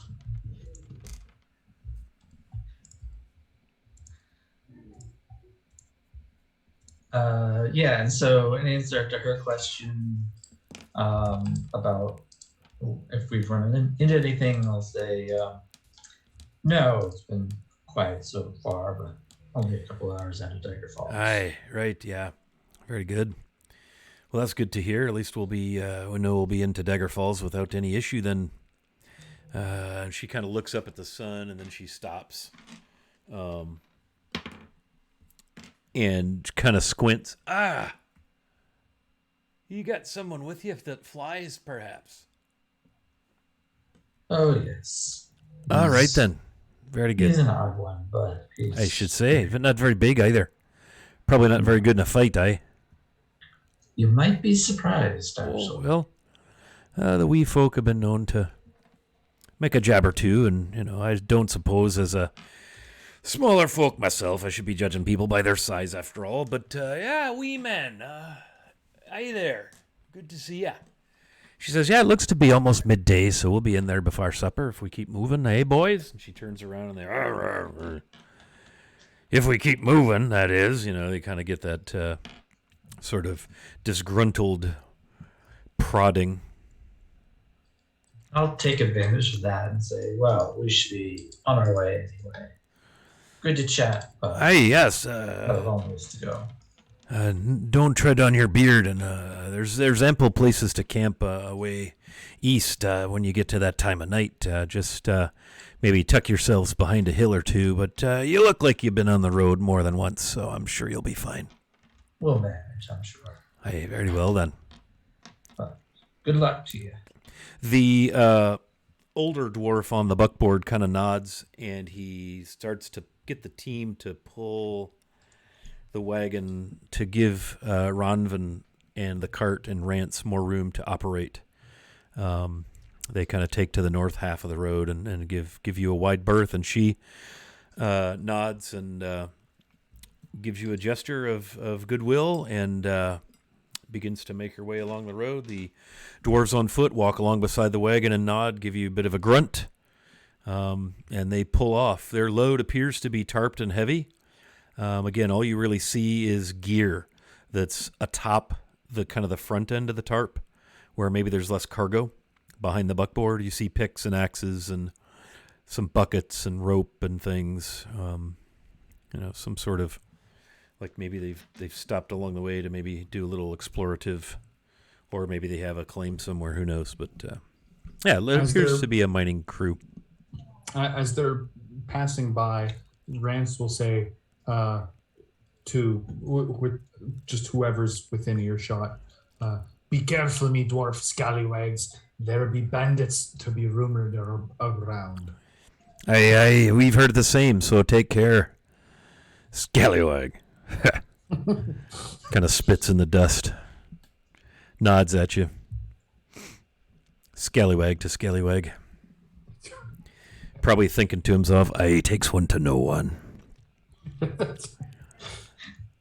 And so they disappear over time onto the western horizon. I assume the party continues to make their way. Will ye be stopping for lunch, or will you just kind of eat as you go? How will you navigate that? Yeah, we can. I say we maybe stop and take a little break. Probably some people have to have a bio break, as they say. Okay. Rance maybe. Rance will probably look over at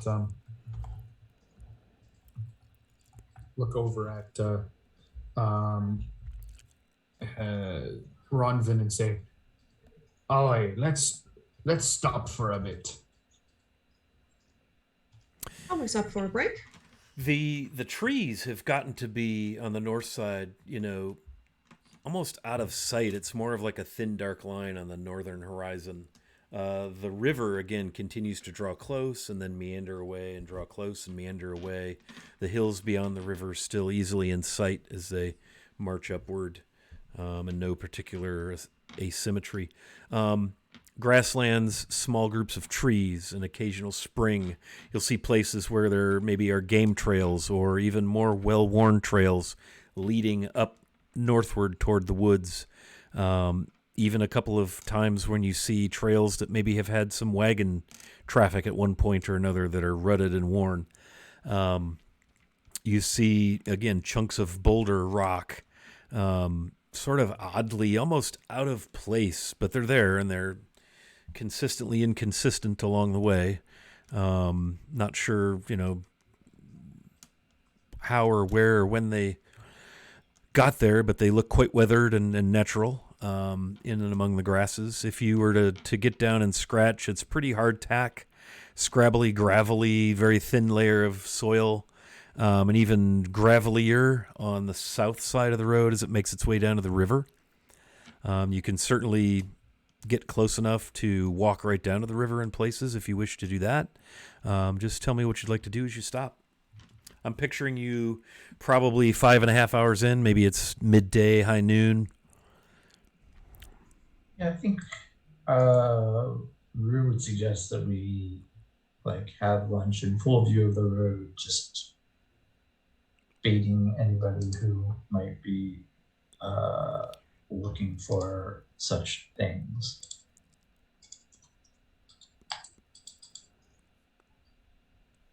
Okay. Let's go ahead and roll perception.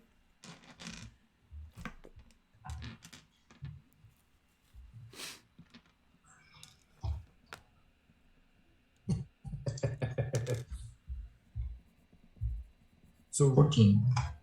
23. 5. Rance is really hungry, and he's and he's focusing on eating and having some rum. Okay. He's got a 2. He's chasing squirrels through the trees. Nice. What did you get, Rue? A 14? 14, yeah. Yeah, it's quiet. The only thing you really hear is the sound of the river. The wind is still just dead calm. It's hot and humid. I'm assuming you maybe stopped by some trees for some shade, and there have been some trees on either side of the road, but mostly on the north side and the grassier, more prairie-ish topography. So Rance is eating lunch. What are the rest of you all doing? Taking care of the horse. Okay. Like I said, Viz is chasing squirrels in the trees. Viz is chasing squirrels in the trees. Okay. So are you unhooking the horse, leading him down to the river to drink, that sort of thing? Yeah, and making sure it got a good spot for grassing for grazing. Okay. Yeah, give me an animal handling. Taking my advantage on that. And a +2, so that's a 9. Okay. Yeah, he seems maybe a little stubborn as you confused as to why we're stopping and unhooking, and it seems early to him. And you get him all unhooked, but then he just kind of stands there, and you have to kind of cajole him a little bit to finally step away from the cart and the tack and harness and go with you. But he comes along, but it seems to take a little convincing, which, you know. And he doesn't really know me. As Rance is finishing his lunch, he'll kind of mosey down to the river, take everything off but his skivvies, and just jump in, get wet, clean himself off, hop out, put everything back on. Okay. Little quick bath. That water is quite chill, but it's doable. It's just kind of that, kind of get your breath going. But it doesn't ache your joints cold, right? It's just chill. And he, if anybody's looking at him, he'll say, "Occasionally, us pirates need some water."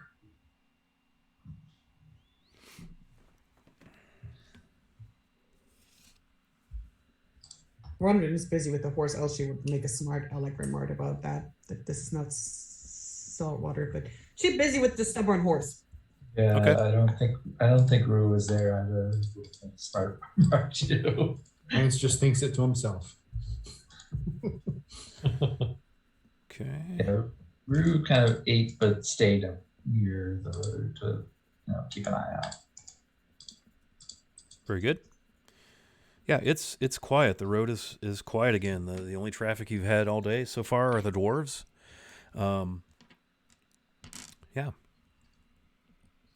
Very uneventful trip so far. Kind of nice. Yeah.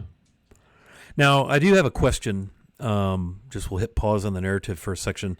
Will you be inspecting, investigating, exploring along your way? I know that was one of the things that, there's been some shenanigans, some deaths, some robberies. There's been some skirmish. There's been some stolen.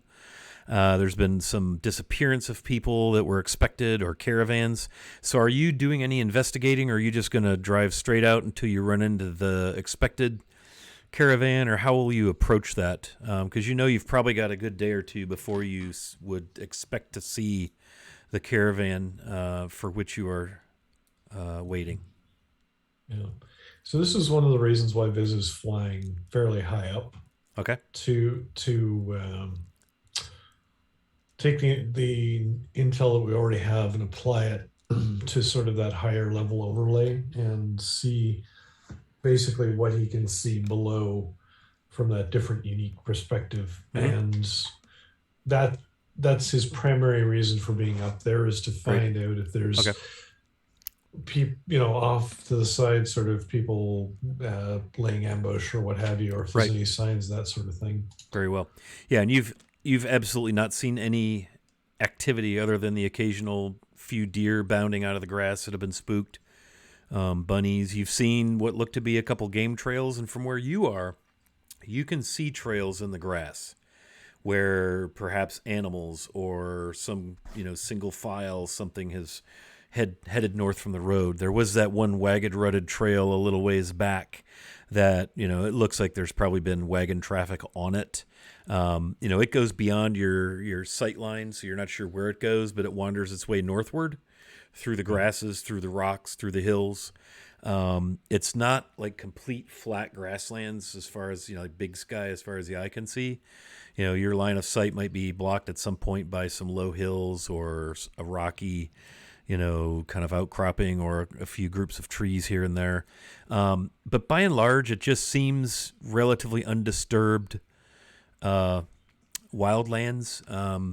You've seen areas where there's grass is all matted down, maybe 20, 30 yards off the road. Looks like maybe there was a fire, something had camped.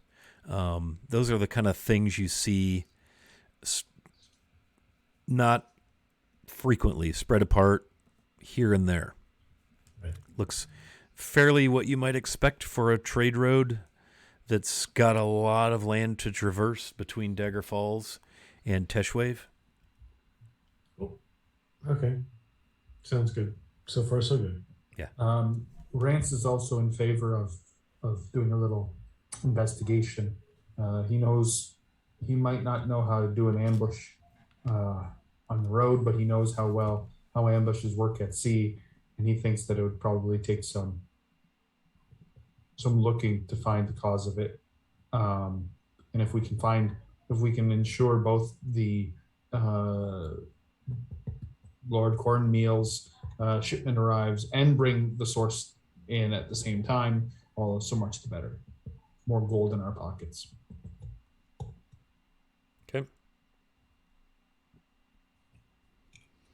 Anybody else doing anything as we kind of break for lunch? I imagine Rue's probably looking around and checking things out as well. Oh, there he is. I'll let Andrew speak for that. Andrew, what will Rue be doing during this lunch hour break that we're having? I think he's pretty quiet, actually. He's just kind of sitting, eating his lunch, and keeping an eye out. Not much more than that.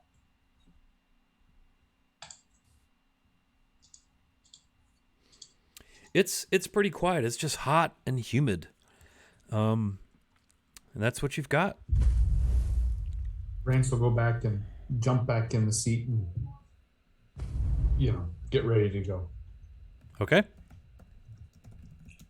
As we're getting ready to get back, actually, never mind. I'll just pull up my horse and head back out in front. Nice. All right. So we get back on the road after, say, an hour break or so. You've probably traveled a dozen or so miles, give or take. It's just hot.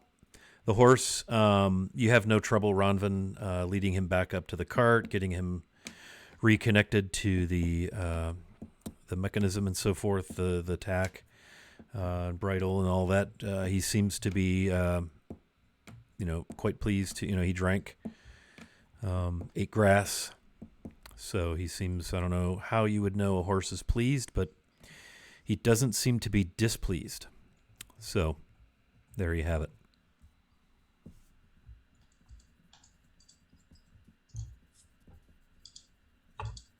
Now a word from our sponsors.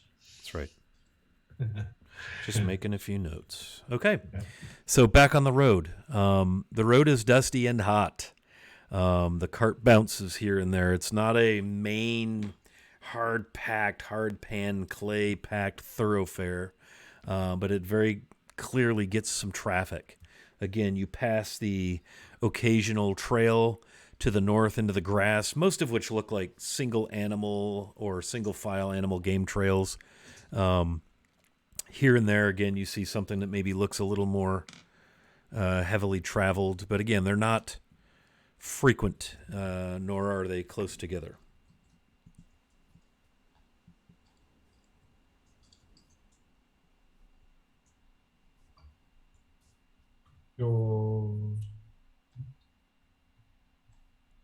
You're going back out 100 feet or so, Rue? Yeah. Before we get too carried away, can we take a bit of a bio break in the game here? Sure. Yeah, we're not going to go a ton longer, but yeah, let's go ahead and do that. We'll take 5 minutes, take a little bio break, and when we get back, we will play more D&D. Thanks for hanging out, and don't go away. We'll be right back. Thank you. Woo.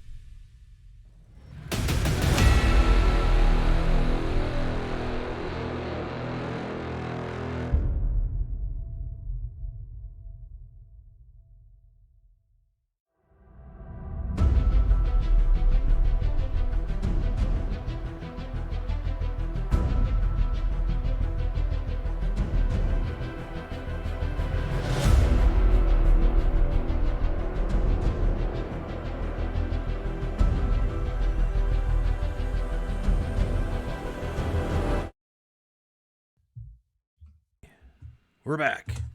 Thanks for hanging out. So it is.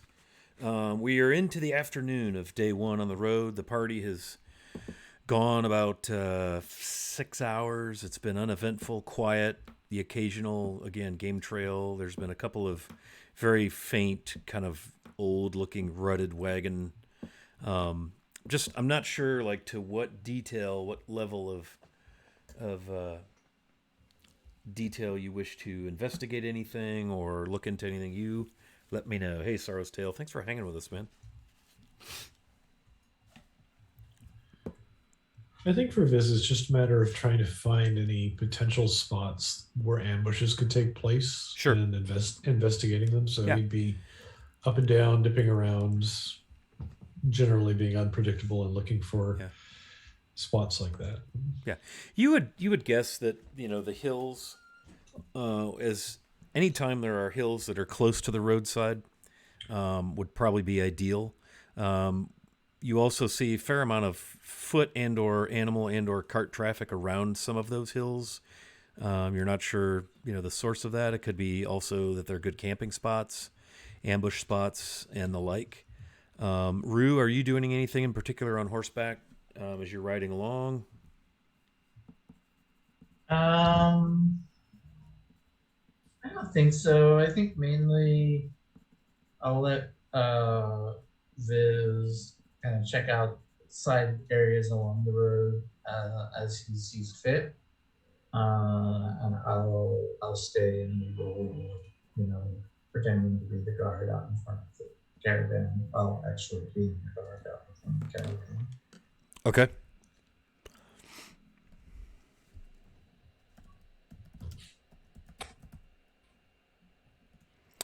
All right, so I'm gonna just kind of retcon us forward because it is just a quiet day on the road, and you've been on the road a good 8-10 hours. Just plotting this on the, if anybody's got any, does anybody have any like navigation?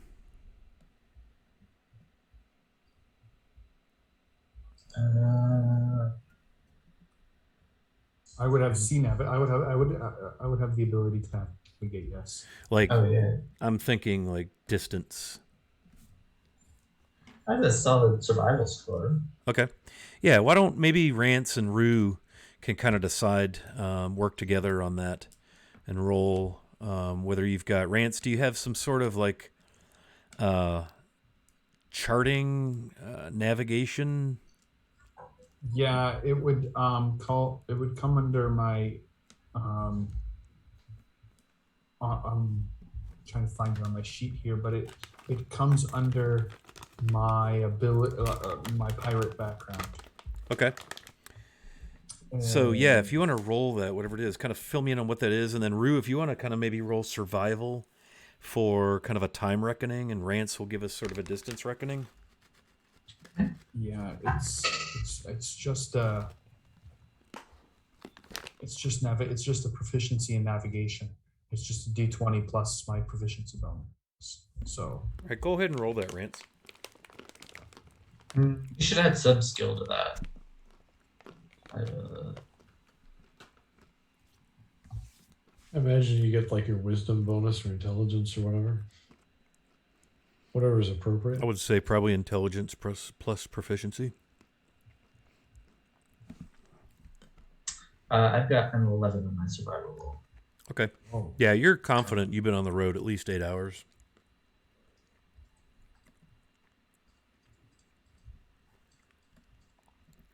Ronvin, I'm going to ask you to roll animal handling.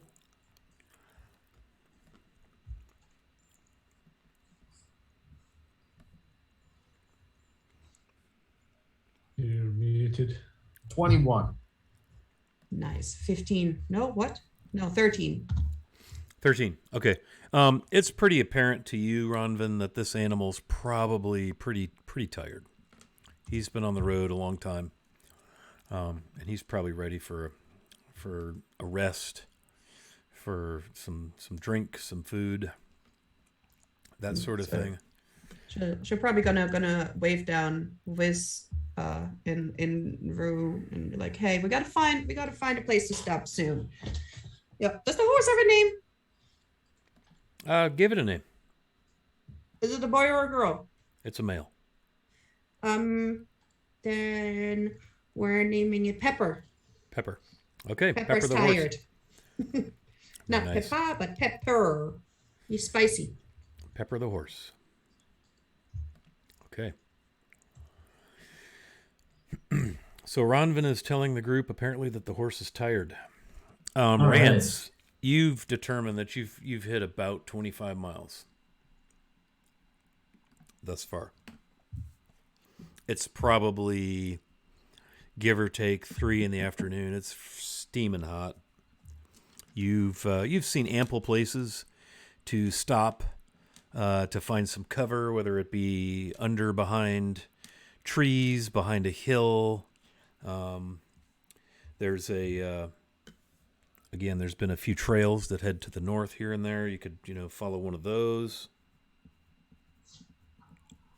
I think again we should stay as close to the road as possible so that if there's bandits looking for a target, they'll see us and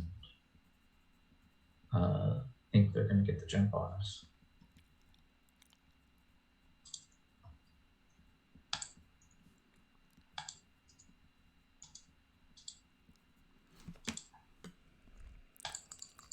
I mean, you could just pull off the side of the road or set up camp a little ways off the road, but visible from the road, however you want to do it.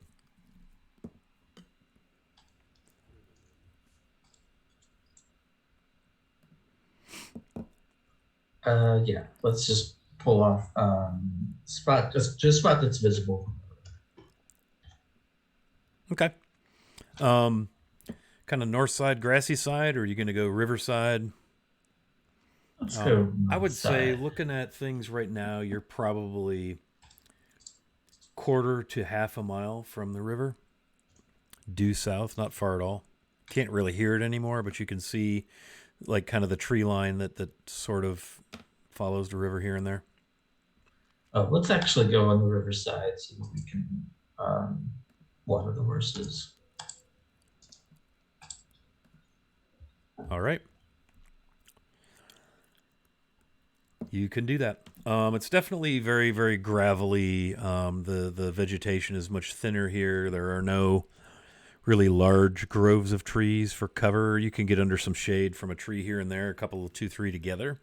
But there wouldn't be anything that would conceal you, which is good because you're not wanting to do that. All right, so you guys pull over I presume, for kind of the afternoon, evening, even though it's only 3. But it's been hot, and the animals definitely could use a break. So I assume you probably unbridle them, all of that, lead them down to the water. Yep. Who's doing that? You've got 2 horses with you, both of you, Rue and Ronvin? Mm-hmm. Yeah, I'll take my horse down there. Okay. Viz and Rance, what will you be doing while the rest of the party tends to the animals? Rance will be staying watch with the crossbow ready to go. Okay. Viz will be doing much the same, but just sort of keeping an eye on Rue and Ronvin from above. Okay, very good. So Rance will be facing away from them, kind of watching their backside. Okay. All right. Excuse me, sorry. I Goodness. tried to That's mute. Goodness. Okay, so nothing appears out of the ordinary. You managed to get the horses down there, get them watered, maybe let them stand in the river a little bit to cool their hooves and so forth. Yeah. Pretty quiet. Possibly even uncannily quiet. Maybe even eerie. That's just evil. But probably not really. All right, so I'm going to assume you guys are going to bunk here for the night. Are you going to stay on the river side of the road to do your camping? We'll kind of retcon that the day is getting later. It's, getting past supper time. It's, the shadows are deepening. The sun is sinking in the west. Yeah, You let's probably say want to pasture the animals in the grassy side for a bit so they that's true. feed. Yeah, that makes sense. Unless we may have also brought feed. I don't know. I mean, it would make sense to bring some. Yeah, I would some assume oats maybe for you've them, stashed some some in the grain. back of the cart. Maybe some large water skins in the event that you have trouble finding water. Things like that. I would assume you would have. Rance probably would have gotten that all arranged while you were getting your gear. Okay, yeah. So it gets into the evening. Are you gonna have fire? Bonfire. You gonna like peg the horses, stake the horses, get Stake them the on a horses. line, and pound a stake in the ground so they can't just wander off. Or We'll say Yeah. yes. Yeah, that makes sense.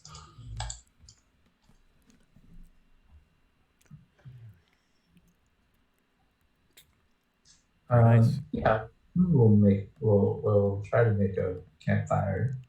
Probably not something he's done a lot, but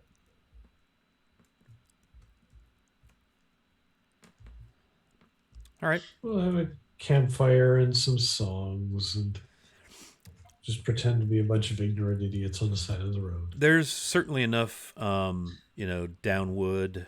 You might even find one or two standing dead trees. There's certainly enough between that and the scrub and the dry. It's been dry, so you don't have any trouble making fire. And you're going to be just camped out right off the road, fairly within plain sight, that sort of thing. Mm. Yeah. Okay, I'm going to have you all roll perception. It's probably about that time. It's, again, sun started to go down. Shadows are long, coming from the west. I've had a disgusting run on these perception rolls, and I don't know why, but I've just gotten another 20. oh jeez, 11. 16.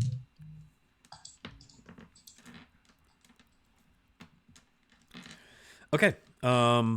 Yeah, so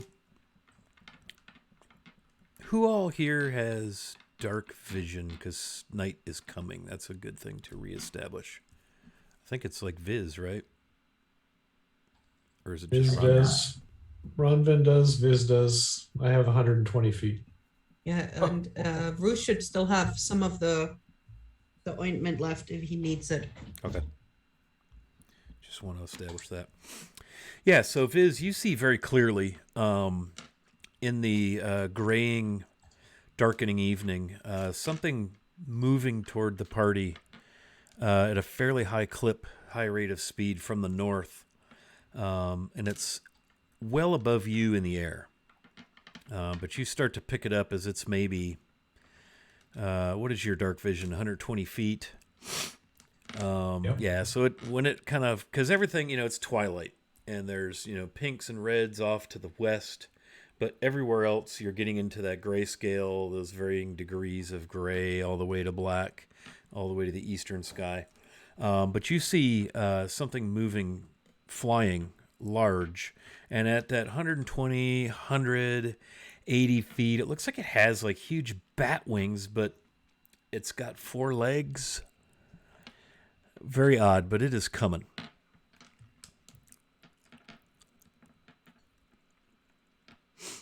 I assume you're, again, hovering above the party, maybe 40, 50 feet.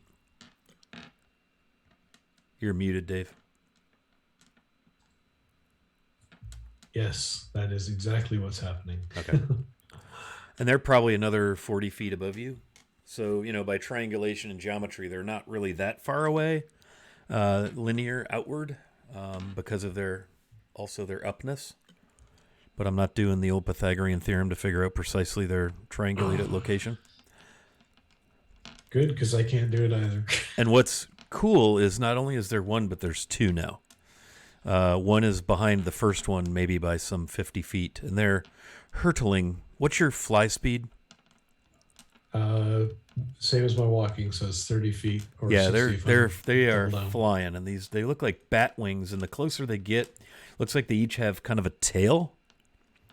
There's a head. You can make out a body. It's rather lengthy, proportionally, maybe like a cat, 4 legs, and they're coming at you. I'm going to go ahead and ask the party to roll initiative. Bum, bum, bum. Viz, what do you do?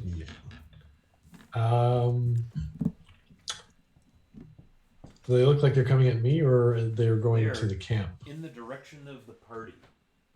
Okay. I'm gonna pop out my longbow, and once they hit range, so at that 100, 120 range, and start shooting. Okay. Well, let's roll the old initiative. 16. 21. 23. Ooh. 11. I rolled really poor.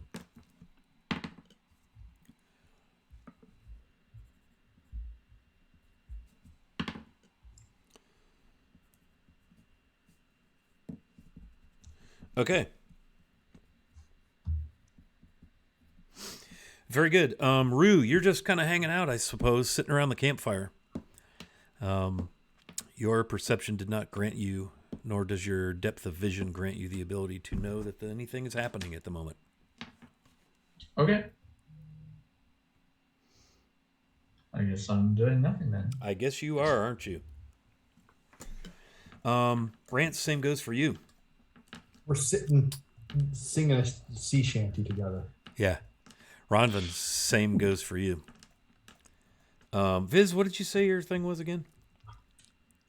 11 for my initiative. Yeah. So Viz, you see this. You may do something now. All right. What I'm going to do is I'm going to take one shot at the lead creature with my longbow, and then I'm going to put another one right into the middle of the campfire. So you're going to fire an arrow at whatever this is that's coming at you, and then you're going to turn and fire an arrow into the campfire. Yep. Okay. I'd have thought maybe yelling might be solid, but I suppose firing arrows would work. Yeah, so the first shot at the creature that's coming is a total of 22 to hit. Okay, that's a hit. And that's a D8 plus 5. So that's 8 points of piercing damage. And Piercing damage. to hit the fire, that's a 14 to hit. I'm going to say that should work. I mean, it's illuminating, it's bright, it's approaching night, and everything around the fire seems like it's dark enough to be nightfall because of what bright light does in the twilight. Yeah, and that's 11 damage to the fire. Yeah, so the three of you are sitting there singing your sea shanties and doing whatever, and all of a sudden a missile, a rather small missile, one you might recognize as being Viz-sized, blasts into the fire, scattering some of the logs, and the shower of sparks towers up above you. Viz. Let's see.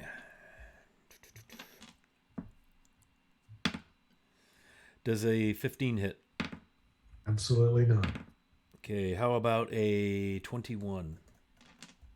Yes, that hits. Okay, take 10 piercing from some sort of a spike that has just shot at you through the air. Does a 14 hit? No. But I bet a 24 hits. Sadly, yes. 11 more piercing as another spike plinks you. Coming from these things, and they are hurtling towards you. You're guessing they're going to be like on you guys next round. It is Rue's turn. What do you do in reaction to this arrow into the fire, Rue? You're next to go. I jump up and look up to see what the heck is going on. Okay. Roll perception. I would say you probably look up toward Viz. Makes most sense. So you see Viz hovering. His longbow I've got a 25%. is drawn. Yeah, and you see within 60, probably more like 40 feet, hurtling towards you, this winged, like dragon or bat wings. This thing's large. It's got almost like a lion head human face. It's got its mouth open. It kind of roars. clawed cat-like body, long tail with these big long spikes. The fire sort of beginning to illuminate it as it hurtles towards Viz. That's what you see. Okay. And there's something behind it also in the air, kind of almost beyond your vision almost, since it's getting dark, but something else is coming. All right. I will draw my bow, and I will use my bonus action to do insightful fighting. Okay. So I make an insight check against the creature, which is a 16. Okay, and what do I have to do? Roll over that? You roll a deception check. Which is charisma, right? Yes. Okay, I did not make it. Okay. So then I can apply my sneak attack if I hit this thing. And so I will take a shot at it with my. You said it's within like 60 feet, right? Oh, yeah. And Okay, it's coming towards you. Yeah, I will take a shot with my short bow. That's a 23 to hit. That'll hit. Okay. Sneak attack. Make sure I do this right. I always have to check how many sneak attack dice I have. That is 13 points of, no it's not. 3, 6, 11, 13 plus 4, 17 points of damage to this thing in the face. 17 total? Yes. All right, so you bury an arrow, and it screams and roars in pain and kind of wheels as it kind of swoops in, and it's kind of like, whoa, shit, reacting. Do you have another attack? No, I do not. Okay. I use my bonus action. Anything else you wish to do? I'll try to get behind some kind of cover if there's anything around. I mean, you're kind of out in the open along the road Okay. there, so I would assume you guys got near some trees for shade, so you could probably use your movement to run towards some trees. If they're close enough that I can get to them, I will. Otherwise, I'll stay. Okay, I'm going to roll a d10, and for every numeral on the die, that's how many feet they are from you in factors of 10. So I rolled a 6, so they are 60 feet from you. Then I will stay where I'm at. Okay. Very well. How far away do you think you would have staked the horses? Probably not too far. I mean, Not like a half a mile or nothing? No. Okay. probably so that we can still see them. Yeah, so Yeah, probably that's like 30 right. feet or so. Yeah. Sound good? Okay. Not that matters. Okay. Rance, you are up next. Again, you see Rue get to his feet, begin firing his bow. There's this shower of sparks. You're like, what the heck? All right, so he sees him fire his bow. He'll grab the crossbow and look up and see if he can see it and get ready to be firing. Yeah, there's a large flying, the best word comes to your mind is maybe monstrosity, man. It's got like dragon or bat wings, maybe the head of a lion, but the face of a person. It's got a long tail that appears to have a number of just glinty, sharp spikes protruding from it, one of which or more may actually be sticking out of your fairy friend. Okay. So I will fire the crossbow at him. Okay. Nat 20 plus 7. Okay, so if you rolled a nat 20, that's a hit. Nat 20, the way we do this here, critical damage is max damage. Max Okay. damage is nothing more than literally max, whatever would the die roll would be, max plus your bonuses. Okay, yeah. That's max damage. Then re-roll the damage die and add that number to your max damage. Okay. So it's max damage plus a damage die roll. All right, so here's the damage die roll. All right. 2d6 plus 4, 11 plus 16 is 27 damage. Nice. Nice. Yeah, so you fire a Rance crossbow yells, bolt into this back thing's to the chest. nine. Go ahead. Rance yells, back to the 9 hells, you beast. Yeah, and this thing just roars and squeals in agony and kind of pitches again in the air, trying to stay, airborne as the bolt just vanishes into its chest. You've definitely wounded this guy mightily. Rance will then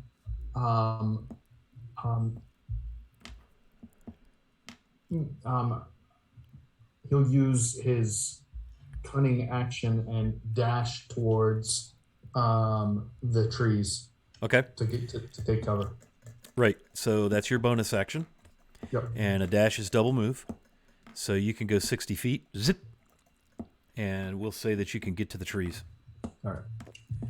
Ronvin, you're up. You've seen all of this unfold. Clearly something is coming at you from the skies. With your dark vision, you see the first one, and you see that there's another one coming in behind it. You see that they're swiftly approaching basically the location of the party. They would arrive at Viz on their next turn. Basically, you just easily can see that from their rate of speed. What would you like to do? I would like to cast Fairy Fire to catch both of the ones that I can see. Okay. 60 feet range, it says. Okay. Then they would both, and it would illuminate Viz as well, but they would be both of them would be within that 60 feet.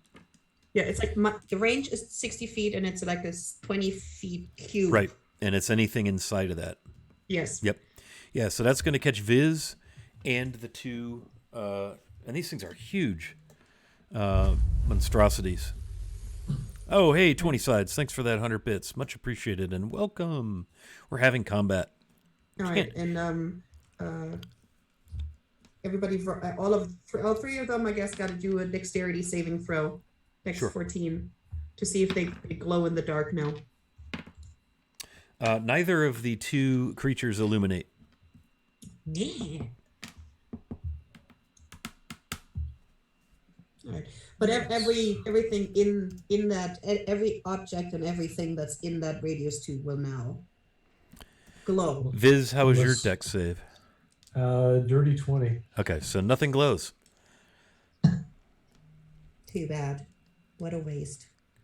That's a nice All spell, right. though, because it grants advantage on all attack rolls. Yeah, if, right? If they are affected, but they're not affected. They're not affected. They're not affected. So, and that was my action. I don't think I have anything else. Okay. Hold up though. How far am I away from the wagon? Where's the wagon in all of this? You guys tell me. I assume the wagon was probably the closest thing to the road, and you might be behind it, so that it's visible. And I'm guessing you guys are within 20, 30 feet of the road, so that you're basically visible. Yeah. Well, because so- Ronrin would like to move like a little bit away from the horses, so that when she starts shooting lightning, she's not gonna Okay. draw the enemies to the horses. Okay. Are you moving then toward the wagon? Yeah. Okay. Because you basically have aerial death coming at you. They're becoming close enough now. While you've taken your actions, it's almost their actions. You could very well easily see that Viz is probably going to be faced with a up close and personal visit when these creatures arrive. And they have claws and spikes and fangs and a grossly Can she disturbing actually get underneath the human wagon? face. Absolutely. Yeah. There is I'm underneath picturing the that wagon. cart is a single axle with the two things that the horse is between, so it might be tipped up a little bit. Or maybe you've got it, weighted in the front so it's not tipped up. But yeah, you could get under it. Fair enough. Yep. Okay. So she's taking cover. Okay. Very good. Viz, it is your turn. You have these things bearing down upon you. One is about 20 feet behind the other. Okay, so what we will do is Viz is going to play dead. So he's going to use a typical fairy tactic of just sort of dropping straight out of the air, but in a very controlled descent, using his fly speed to just appear to have died or gone unconscious. Oh, I want you to just fall from 50 feet, dude. Oh, so do I. And so he's just going to fall straight down. I'm going to use a bonus action to use my second wind to get D10 plus 5 hit points back. So where's my D10? Because stabby from the DM. Yes, so that is 13 hit points back. Okay. Which is nice.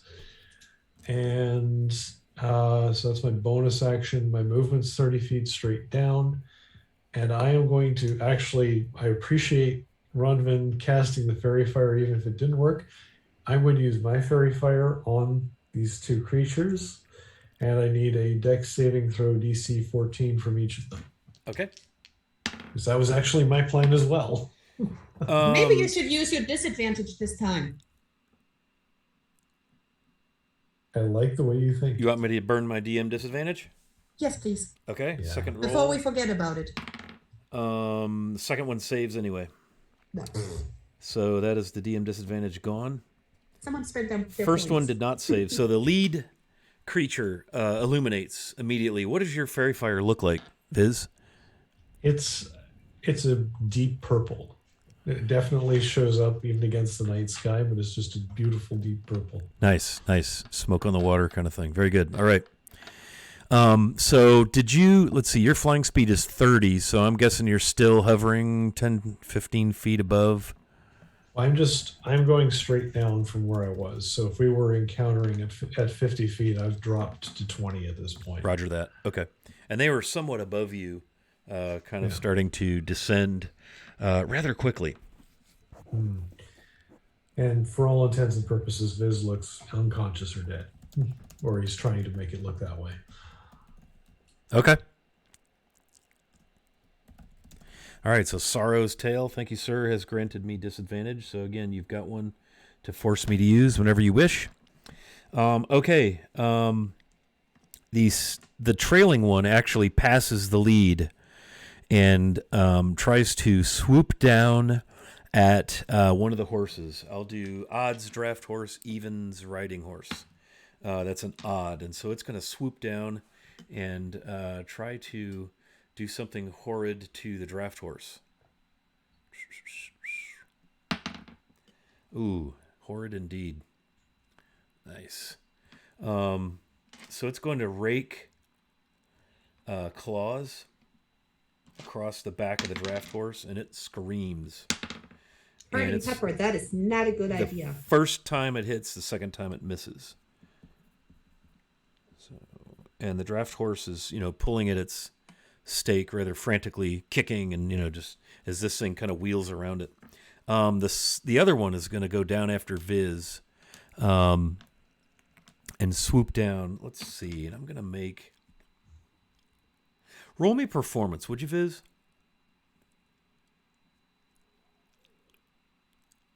You're muted. Yeah, sure.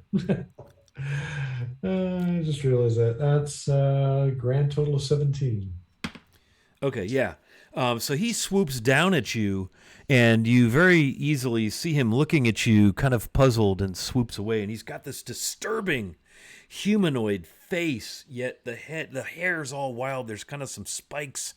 The thing smells like gamey and wild itself. The bat of the beating of the leathery dragon wings as it appears to have passed you up. And it swoops down toward... Okay, I'm going to go odds and evens again. Rue and the other horse. Rue, your odds. The other horse is evens. Because those are the visible targets. It's going to head off Very odd. in the direction of the other horse, but it's not going to be able to get there. Because it lacks sufficient movement. But it is on its way. As it swoops close, you could see, Viz, that it is bleeding. It's got an arrow sticking in it. It's got a hole where Rance's bolt vanished into it, and it is bleeding profusely. So my question is, do we think that Viz has fallen, dead? You can certainly roll perception or insight to Would it be make our that passives, reaction. Or Are you looking, or are you just seeing it out of the corner of your eye? Like, what is? I'll let you choose your reaction. Do you wish to go, shit, what happened to Viz? Or do you wish to go, oh, looks like Viz is falling? Are you intentionally trying to determine, or are you going to go corner of your eye? Corner of your eye is passive. Intentionally trying to determine, I'll give you insight or perception.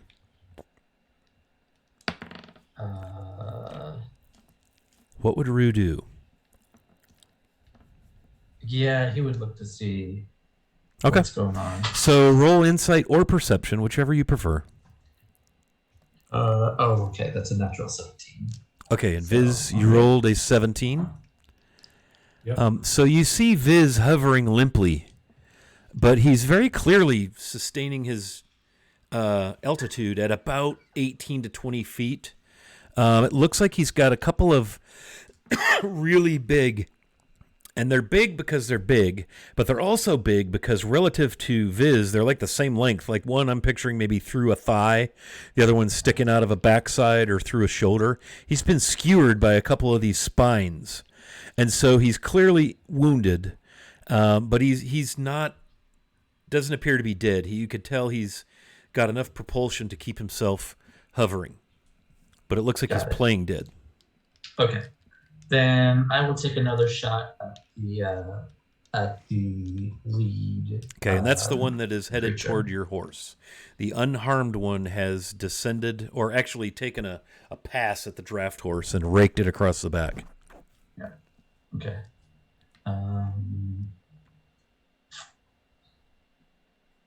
Trying to decide if I want to burn an advantage on this. You probably want to burn like 6 of them all at once. I will burn an advantage on this shot. I shouldn't have done that. I have natural 16 on the first roll. So that is a 23 to hit. That'll hit.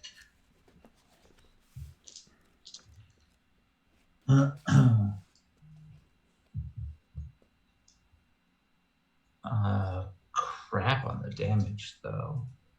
That is 11 points of damage.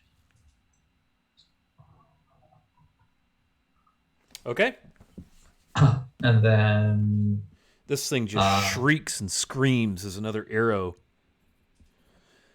I'm picturing you probably tore part of its wing maybe, and you've put another arrow maybe in its hind quarter, and it wheels up. And I will run to the cart using my bonus action to cunning action dash if needed. Or actually, I will try. We said it was 30 feet away, so I should be able to get The cart? there. Yeah, you can run to the cart with your full movement and be there with Ronvin. And then cunning action hide. Okay. Very well. And that's a dirty 20 on stealth. Okay, yeah, so Ronvin, you're kind of crouched under the cart, and you see Rue approach and then just kind of flutter away into the shadows. It's very disconcerting. Like, damn. Like he's there, and he's not. Rance, it is your turn. You're muted, and I would say, distance-wise, you're probably furthest from the one that Rue just hit. It appears that it may be heading away north. The other one is still circling you guys, probably about 40 feet up. So he's going to be anywhere from 50 to 60 feet from you at any given spot as he circles. Okay. I'm going to take a shot with my crossbow at the one that's still circling. Okay.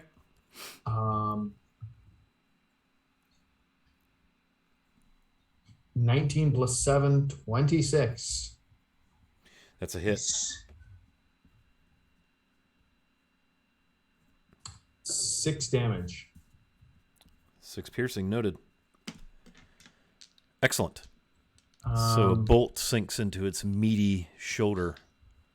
And again, it roars, screams. For my movement action, I'm going to reach up, grab the bow of the tree that's closest down, and yank myself up and kind of hide in the tree Okay. from a. Yeah. You wanna? I'll give you like half want- cover essentially. Yeah. Do you need a acrobatics or Go athletics ahead and check give on me that? either acrobatics or athletics to see if you pull this off. We're gonna go with acrobatics since I have +9. That's probably a good choice.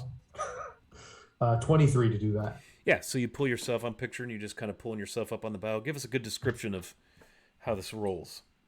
So, Rance looks at the tree, um, uh, just gets down and jumps up, grabs the bow, pulls himself up. He's used to climbing all sorts of things. Easily hoists himself over, and shimmies his way back towards the trunk. Then lays himself down with his crossbow. Okay. I'm going to say that that'll give you half cover. So I think that's a +2 to AC, right? Okay. Ronvin, you're up. You're kind of under that cart. You see one looks to be fleeing away to the north after strafing Pepper, causing the horse to try and bolt, panic.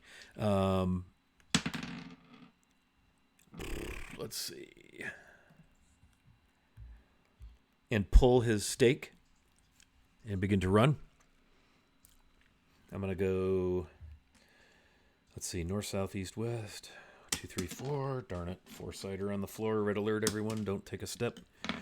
Running across the road southward toward the river as he pulls the stake. And he's neighing and this horrible scared horse sound as he gets Which horse is this? strafed, the draft horse. What would you like to do, Ronva? How far is Pepper away now? About 30 feet. Okay. Excuse me, So- 40 feet. Yeah. Because it's like you kind of see her her right glove light up and then flicker back out as she thinks better of that, and she's gonna cast aid and on her 3 compadres, and each of the targets gets 5 hit point maximum and 5 current hit points for 8 hours. Yeah, so basically like 5 temporary hit points, and it increases your maximum by 5. Yep. So that if you take damage, you could be healed back up to that new maximum, and it lasts for 8 hours. Yes. It's very helpful. Hence the term aid. Nice. Okay. All from the comfort of beneath the cart, essentially. She wanted to shoot the one who hurt Pepper, but then she like calmed her temper. Yeah, that one's about 50 feet out and headed like tail straight out behind it, flying north, clearly Yeah. fleeing. And by the way, y'all are lucky because if Pepper wouldn't have run, Pepper would have been one of the third, and one of y'all would have been out of it. She would totally given Pepper the hit points. Yeah. Good news is draft horses carry more hit points than horses. So that's exciting. Okay, so Ronvin, that brings up Viz. What would you like to do? You're currently fluttering, leaking some fluids perhaps, about 20 feet above your compadres. What would you like to do? So at this point, both of these things are fleeing. No, just the one. There's one that's been kind of circling. Looks like it's trying to assess and decide what it wants to try to eat. I'd say it's a good 20 feet due up from your position. It's, triangulated in on the party, the campfire, and it's looking to make another attack at something. And it is directly above you by a measure of 20 to 25 feet, kind of just lazily taking stock of things. And it has just been shot by Rant's crossbow. Okay. The other one's further away. The other one's 50 feet and going out of here. Right. How rough does that look? The first one? Yeah. It's tough to tell, but by virtue of the fact that it's, hey, we're getting a raid. How cool is that? By virtue of the fact that it's leaving like almost twice as fast as it arrived, it's looking rough. You can assume that it's clearly in bad shape. Hey, Raiders, Lawful Stupid RPG, thanks for coming by. Glad to have you. We're playing a little D&D. The party is camping on the road, and they are under attack by winged flying cat, humanoid face, dragon-winged, tooth, spiky claw creatures. Or manticores, if you wish to just go right to the chase there. What would you like to do, Viz? I will. I'm going to use. What am I here? I am going to use my. Yes, I'll do that. But first, I'm going to take 2 shots with my longbow at the one that's fleeing. So that's well within my 150-foot range. And that's the one that's got Firefire on it too, doesn't it? The fleeing one is the one who failed to save. I just went in the order of the M1, Yep. M2. No, that's fine. Yep. So that's the one I'm shooting at. So I just want to make sure I'm Oh, taking okay. my Yeah. advantages. So you're shooting at the fleeing guy. Okay. Yeah. So you're that kind of fairy, eh? Yes. Oh, wait, Okay. so- Vindictive little bastard, aren't you? Yes. So I would have had advantage. He hurt when the I horse. shot- when I Time shot out. at Time the- out. Go ahead, Rue. So I would have had advantage when I shot at the lead one anyway. So I should take Could my you advantage be more back. specific than the one? The lead one that I shot at? Is that the one you shot at? Yeah. Yeah. So yeah, you would Yes. have. Okay. Okay, so I'm gonna take that advantage back. Okay. Hang on a second, Viz. Got to retcon that. All right.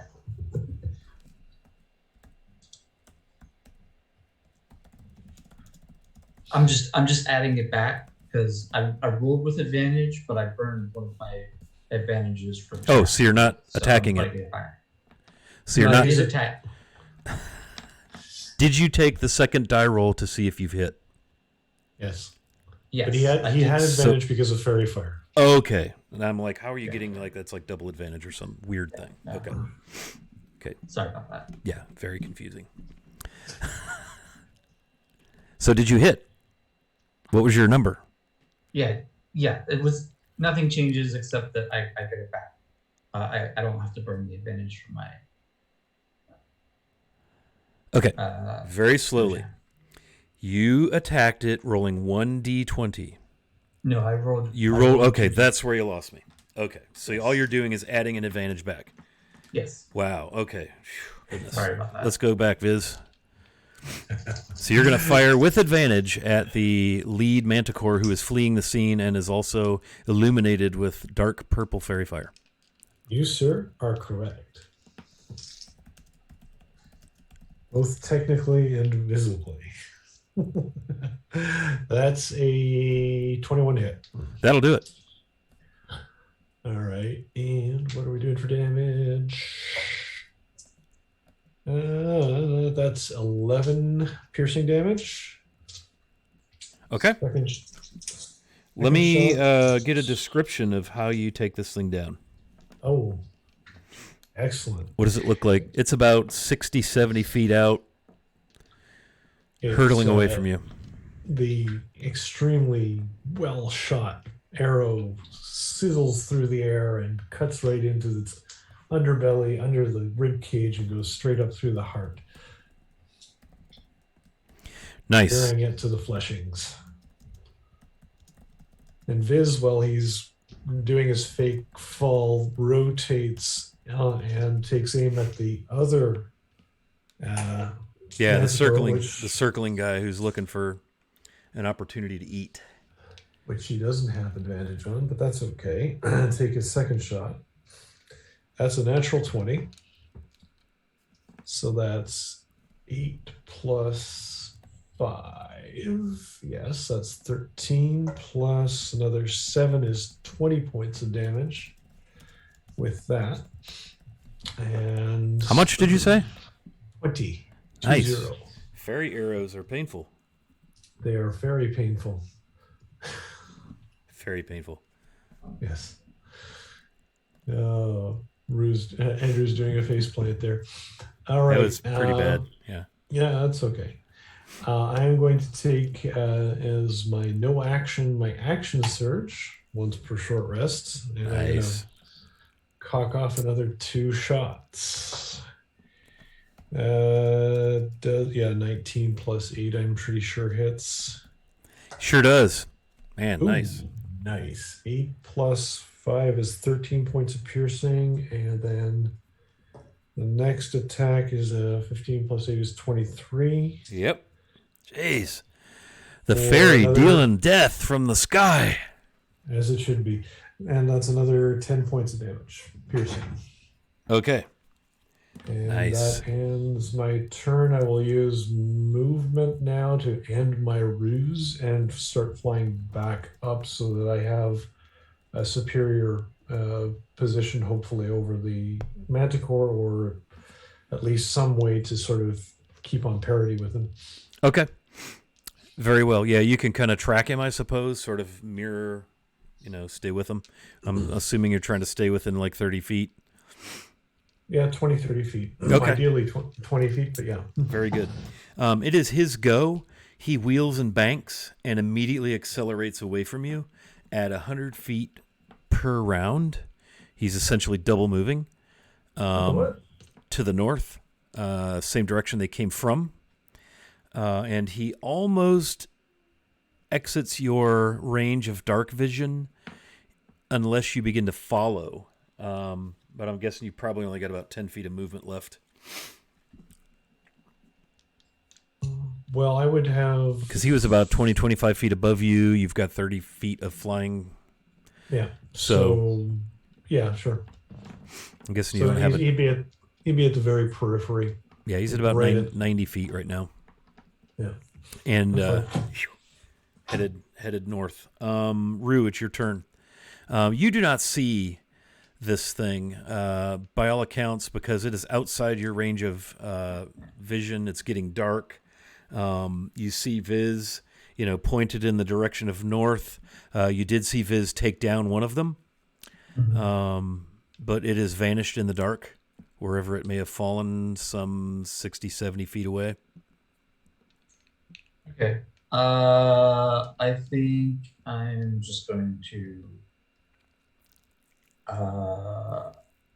ready in action, have my bow up, and watching these guys to see if anything, if it comes back or if another one comes, and shoot it if it does. Okay.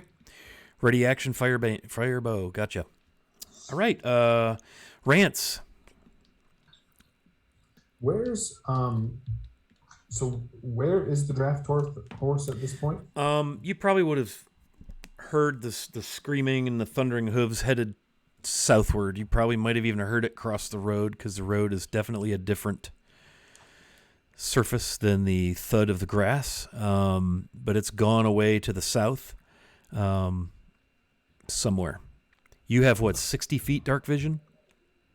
Rance is a human, so I have, You have no feet dark vision. Okay, yeah, because you can't really see. It is twilight. I mean, it's only been 3-4 rounds, so it's not like the sun went beep during combat, but it's getting darker, and you don't really see. It's tough to make it out. You're in a tree 60 feet further away because you double move to get to the tree. So yeah, you're not sure, but you're thinking you've heard it run southward. Okay, so Rance will hop down from his tree now, and ready a bow, like ready his crossbow. And as he hops down, I don't know how much movement I have left, but I'll start to make my way towards the cart. Yeah, I'm going to treat the tree, even as you are an acrobatic young lad, I'm going to say that it's going to cost you half movement to get down out of the tree. All right. And then you could move another 15 feet in the direction of, wherever you wish to go. Yeah, I'll go in the... Rance is going to go in the direction of the cart to hopefully get his lantern and maybe go after the horse. Very well. Okay, Ronvin, you're up. You're kind of under the cart seeking cover. You've cast your aid spell upon your friends. What do you wish to do now? You saw Pepper run across the road, headed south, and that's what you know. And since I got 60 feet dark vision, I saw the thing fly Yeah, away. you saw it head north. It quickly get out of your vision, and I would say if you look to the south, you might see the butt end of your horse, because he's double moving at 60, because he's kind of freaking out. Oh, he double moves at 80. Draft horses can run fast, turns out. So he's probably about at the line of your end of your dark vision, but it looks like he headed southward toward the river. And we'll have to see. All right, so she's gonna come out from under the wagon. It's probably half movement, I guess, right? Yeah, She's that's a gonna lot crawl like out. dropping out of a tree or getting up from being prone, I'd say. Yep. Yeah. And can I see Viz? Yeah, you should be able to. Viz isn't far. You've got 60 feet. Viz is probably about 40 feet above and maybe headed in a northerly direction, but not very far from the kind of the center of the action where the camp and the fire is. Yeah. Yeah. So the first thing Runman would do is look around at the others and make sure, none of them needs healing before, and where did It's hard telling because Rance is a good 45 feet away in the direction of the trees. We'll just say the trees were kind of northwest. Rue, refresh my memory. Where were you positioned again? I was hidden by with the cart. Oh, that's right. Well, You were at the It cart. went like in the dark. But then I took a shot, so I'm visible again. Yeah, you're at the cart. Okay. Yeah. So you and Ronvin are at the cart together. Rue certainly doesn't look any worse for wear. So, where did the monster go down? It was going north too, right? Yeah, basically north. Okay. So, she's going to start walking that area and say, Rue, we gotta make sure that thing is actually dead, and then we gotta go get Pepper. Hopefully, Pepper will stop at the river. I mean, I'm not fast enough to follow and catch him if he runs away. We'll have to. Hopefully, he'll stop. Yeah, I mean, you saw him go by, and he's got his rope still on his head, and he's dragging his stake. Looks like it's been snapped off. So you're gonna have to figure out, catch this guy. He's clearly been injured, and he's spooked. Okay, let's drop out of initiative. What would the group like to do? Viz, were you gonna pursue? You're muted. Yes. So yes, I will pursue until I lose visual. Okay. And that pursuit will start at my initiative start. I will take 2 shots with my longbow and then move what I'm allowed, which is basically the 30 feet. Okay. And I think at that point he'll probably exceed the range of my my night vision, my dark vision. Yeah, he ended his turn and started your turn at about 90 feet from you. So, yeah, I would say you could get your 2 shots off as he's flying away. Your long range it's like 150 is short range, right? 150 is short range. Okay, yes. so we're not going to have any issues with range. So go ahead and make your attacks. Yeah, it's 150 short and 600 long. Yeah, you're fine. He's still within short range. He's at basically 90 feet and flying away. Yeah, so first shot is a 22 to hits. Yep. And that's 11 piercing. Okay. Second shot is a 23 to hits. Okay. And that is, nice, 13 damage piercing. Okay. Yeah, it's still flying, but you buried 2 arrows in its backside. It roars and shrieks, as has often been the case as you've attacked these things. But it continues just heading northward at absolute ridiculous speed. One might even say ludicrous speed. They've gone to plaid. Yeah. Awesome. All right. Like I said, Viz will just follow and Okay. shoot until he loses sight. Yeah, which you is lose. probably- That's pretty much what you got. So now we'll go ahead and drop out of initiative for you in this thing. It vanishes to the north into the dark night. He's moving at 100, isn't he? Oh yeah. Yeah. Okay. I'll turn back at that point. Okay. I would say that from where you are, and you advance that you did see the form in the grass, motionless, of the deceased monster that was taken down. It's probably 70 feet from 80 feet from the fire ring, basically north. I will go with Brandon to make sure that it's dead. Okay. Yeah. I will Brandon, be. No, you finish. I'll be applying the dark vision salve as I go. Okay. Yeah, so once you get within 60 feet of this thing, you can see, and it's hard to see. There's grass, there's rocky outcroppings here and there, boulders. You pick your way through, headed north. I might even picture Viz maybe guiding you from above. But you managed to find this thing. I'm assuming you're not going to just walk up on it. So tell me how you approach. You see this hulking mass laying in some grass, tall grass. Fronvin is definitely aiming her power gem at it, and ready to fire if need be. Okay. I'll take out my trusty crowbar and toss it at the thing when we get in a relatively, a decent range. Okay. What would that be in feet? Call it 30 feet. Okay. Yeah. So you whip a crowbar at it and thud. Crowbar hits it. I won't make you roll AC and drag this out. Okay. All right. Doesn't move. Seems dead. So Ronwin would like to see what she can harvest from it. Does it have like feathers? She puts on Sure. some work gloves, and So she this wants thing to is take the big. quills. This thing's big, even bigger than any large cat you've seen. It's got these cool kind of stripes across its back. Almost think of a Bengal tiger, but not all stripes like a tiger would be. But the head is so disturbing. It has almost vampiric canines, but it's got like 3 rows of human teeth. Has a humanoid face that's all kind of large and distorted, almost along the lines of if someone who had what is that, elephantitis or whatever that is, just horribly disfigured. And it's got these like spikes, almost like a ring around it, with this wild kind of auburn rust hair, and then the cat shoulders go into like dragon arms and into dragon wings.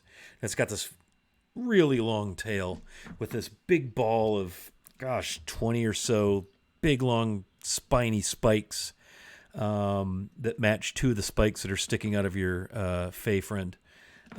Claws on all 4 feet. It's definitely cat, like lion with a humanoid disgusting face, dragon wings, and a spiky long tail.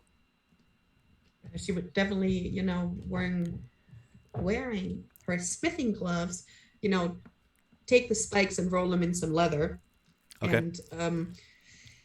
And well, I would say you could probably get a dozen of them out of there. yeah, and she would also probably try and take the fangs. Okay. So you'd have to cut the fangs out of its mouth. By use a some way, crowbar. because I know you're talking about like Tinker's tools and all that, but this is more like taxidermy meets autopsy meets Halloween hacker thriller.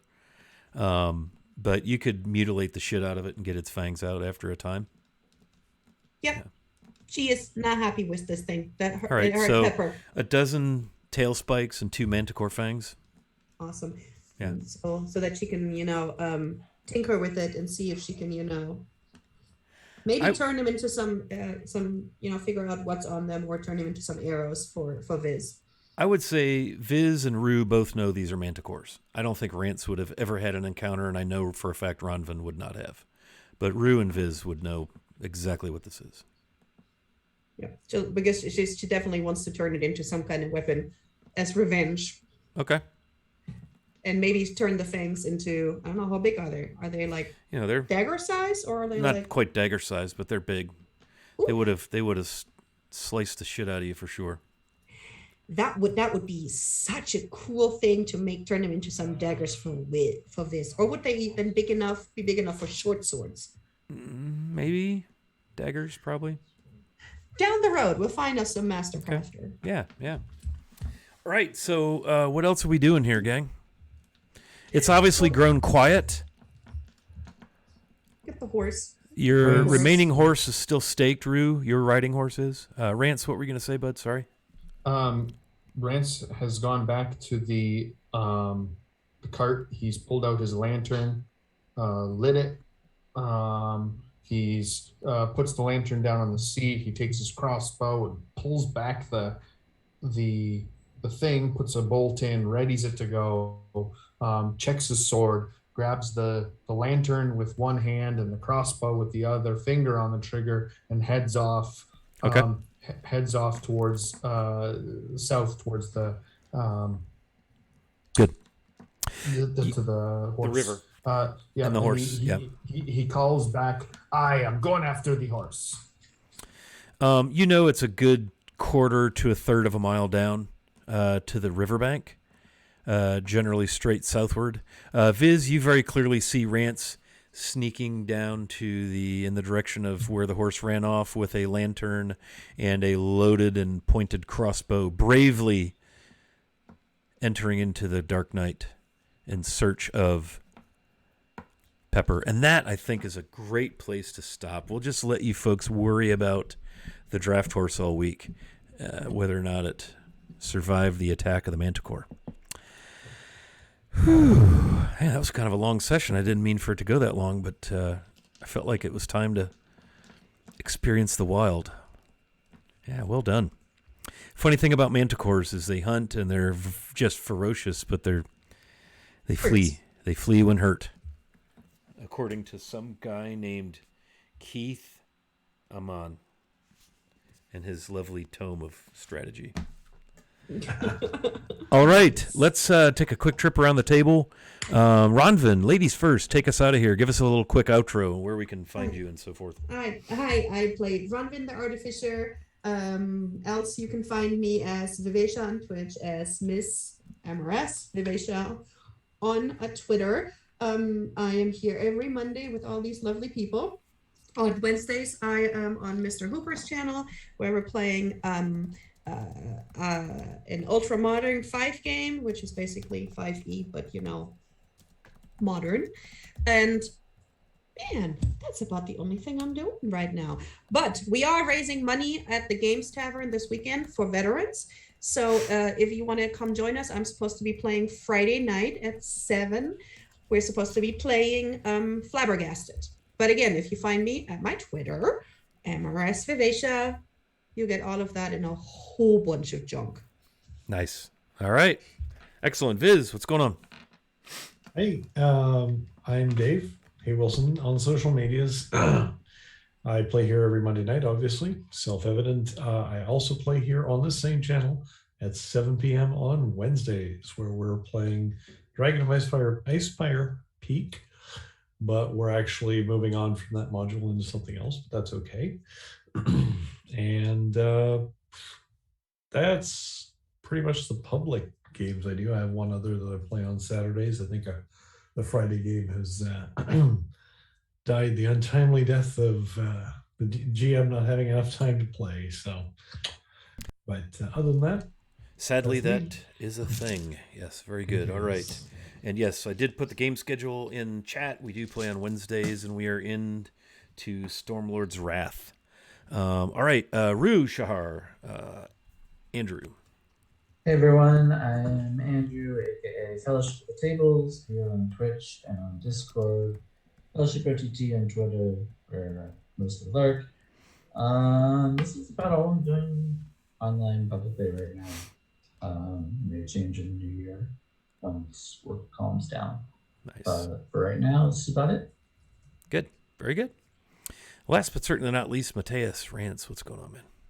Hey, I'm Matt Mateus. You can find me on Twitter, PR Mateus, or as our friend Jay says, Mattius. You can also find me co-hosting Great Talk with the DM here. We were dropping an episode today where we looked at a friend of the channel, Oblivion Seeker, talked about Appendix N and Greyhawk. and I will also be guest starring in Ooh. Oblivion Seekers Halloween Greyhawk one shot 1E on Cannon Fire Discord Nice. on Friday night. So yeah, that's what I'm doing. Cool. Awesome. And again, I'm Wiley Hobbit. I'm your DM, host, and all that cool stuff. So thanks for joining us. Tonight was fun. Got to see characters kind of using some skills and things. Got into a little bit of combat as they investigate the East-West Trade Road, looking into the possible heist of caravans and murder and all sorts of things, and found a couple manticores. So how nice is that? All right, well, we're going to go ahead and raid Praetor's Rejects. They are playing Storm King's Thunder over there. They are a friend of the channel. Also play some Greyhawk and other things. So give them a quick hey, howdy do when we get over there. Thanks for hanging out. Lawful Stupid, thank you for the raid. We'll see you next time.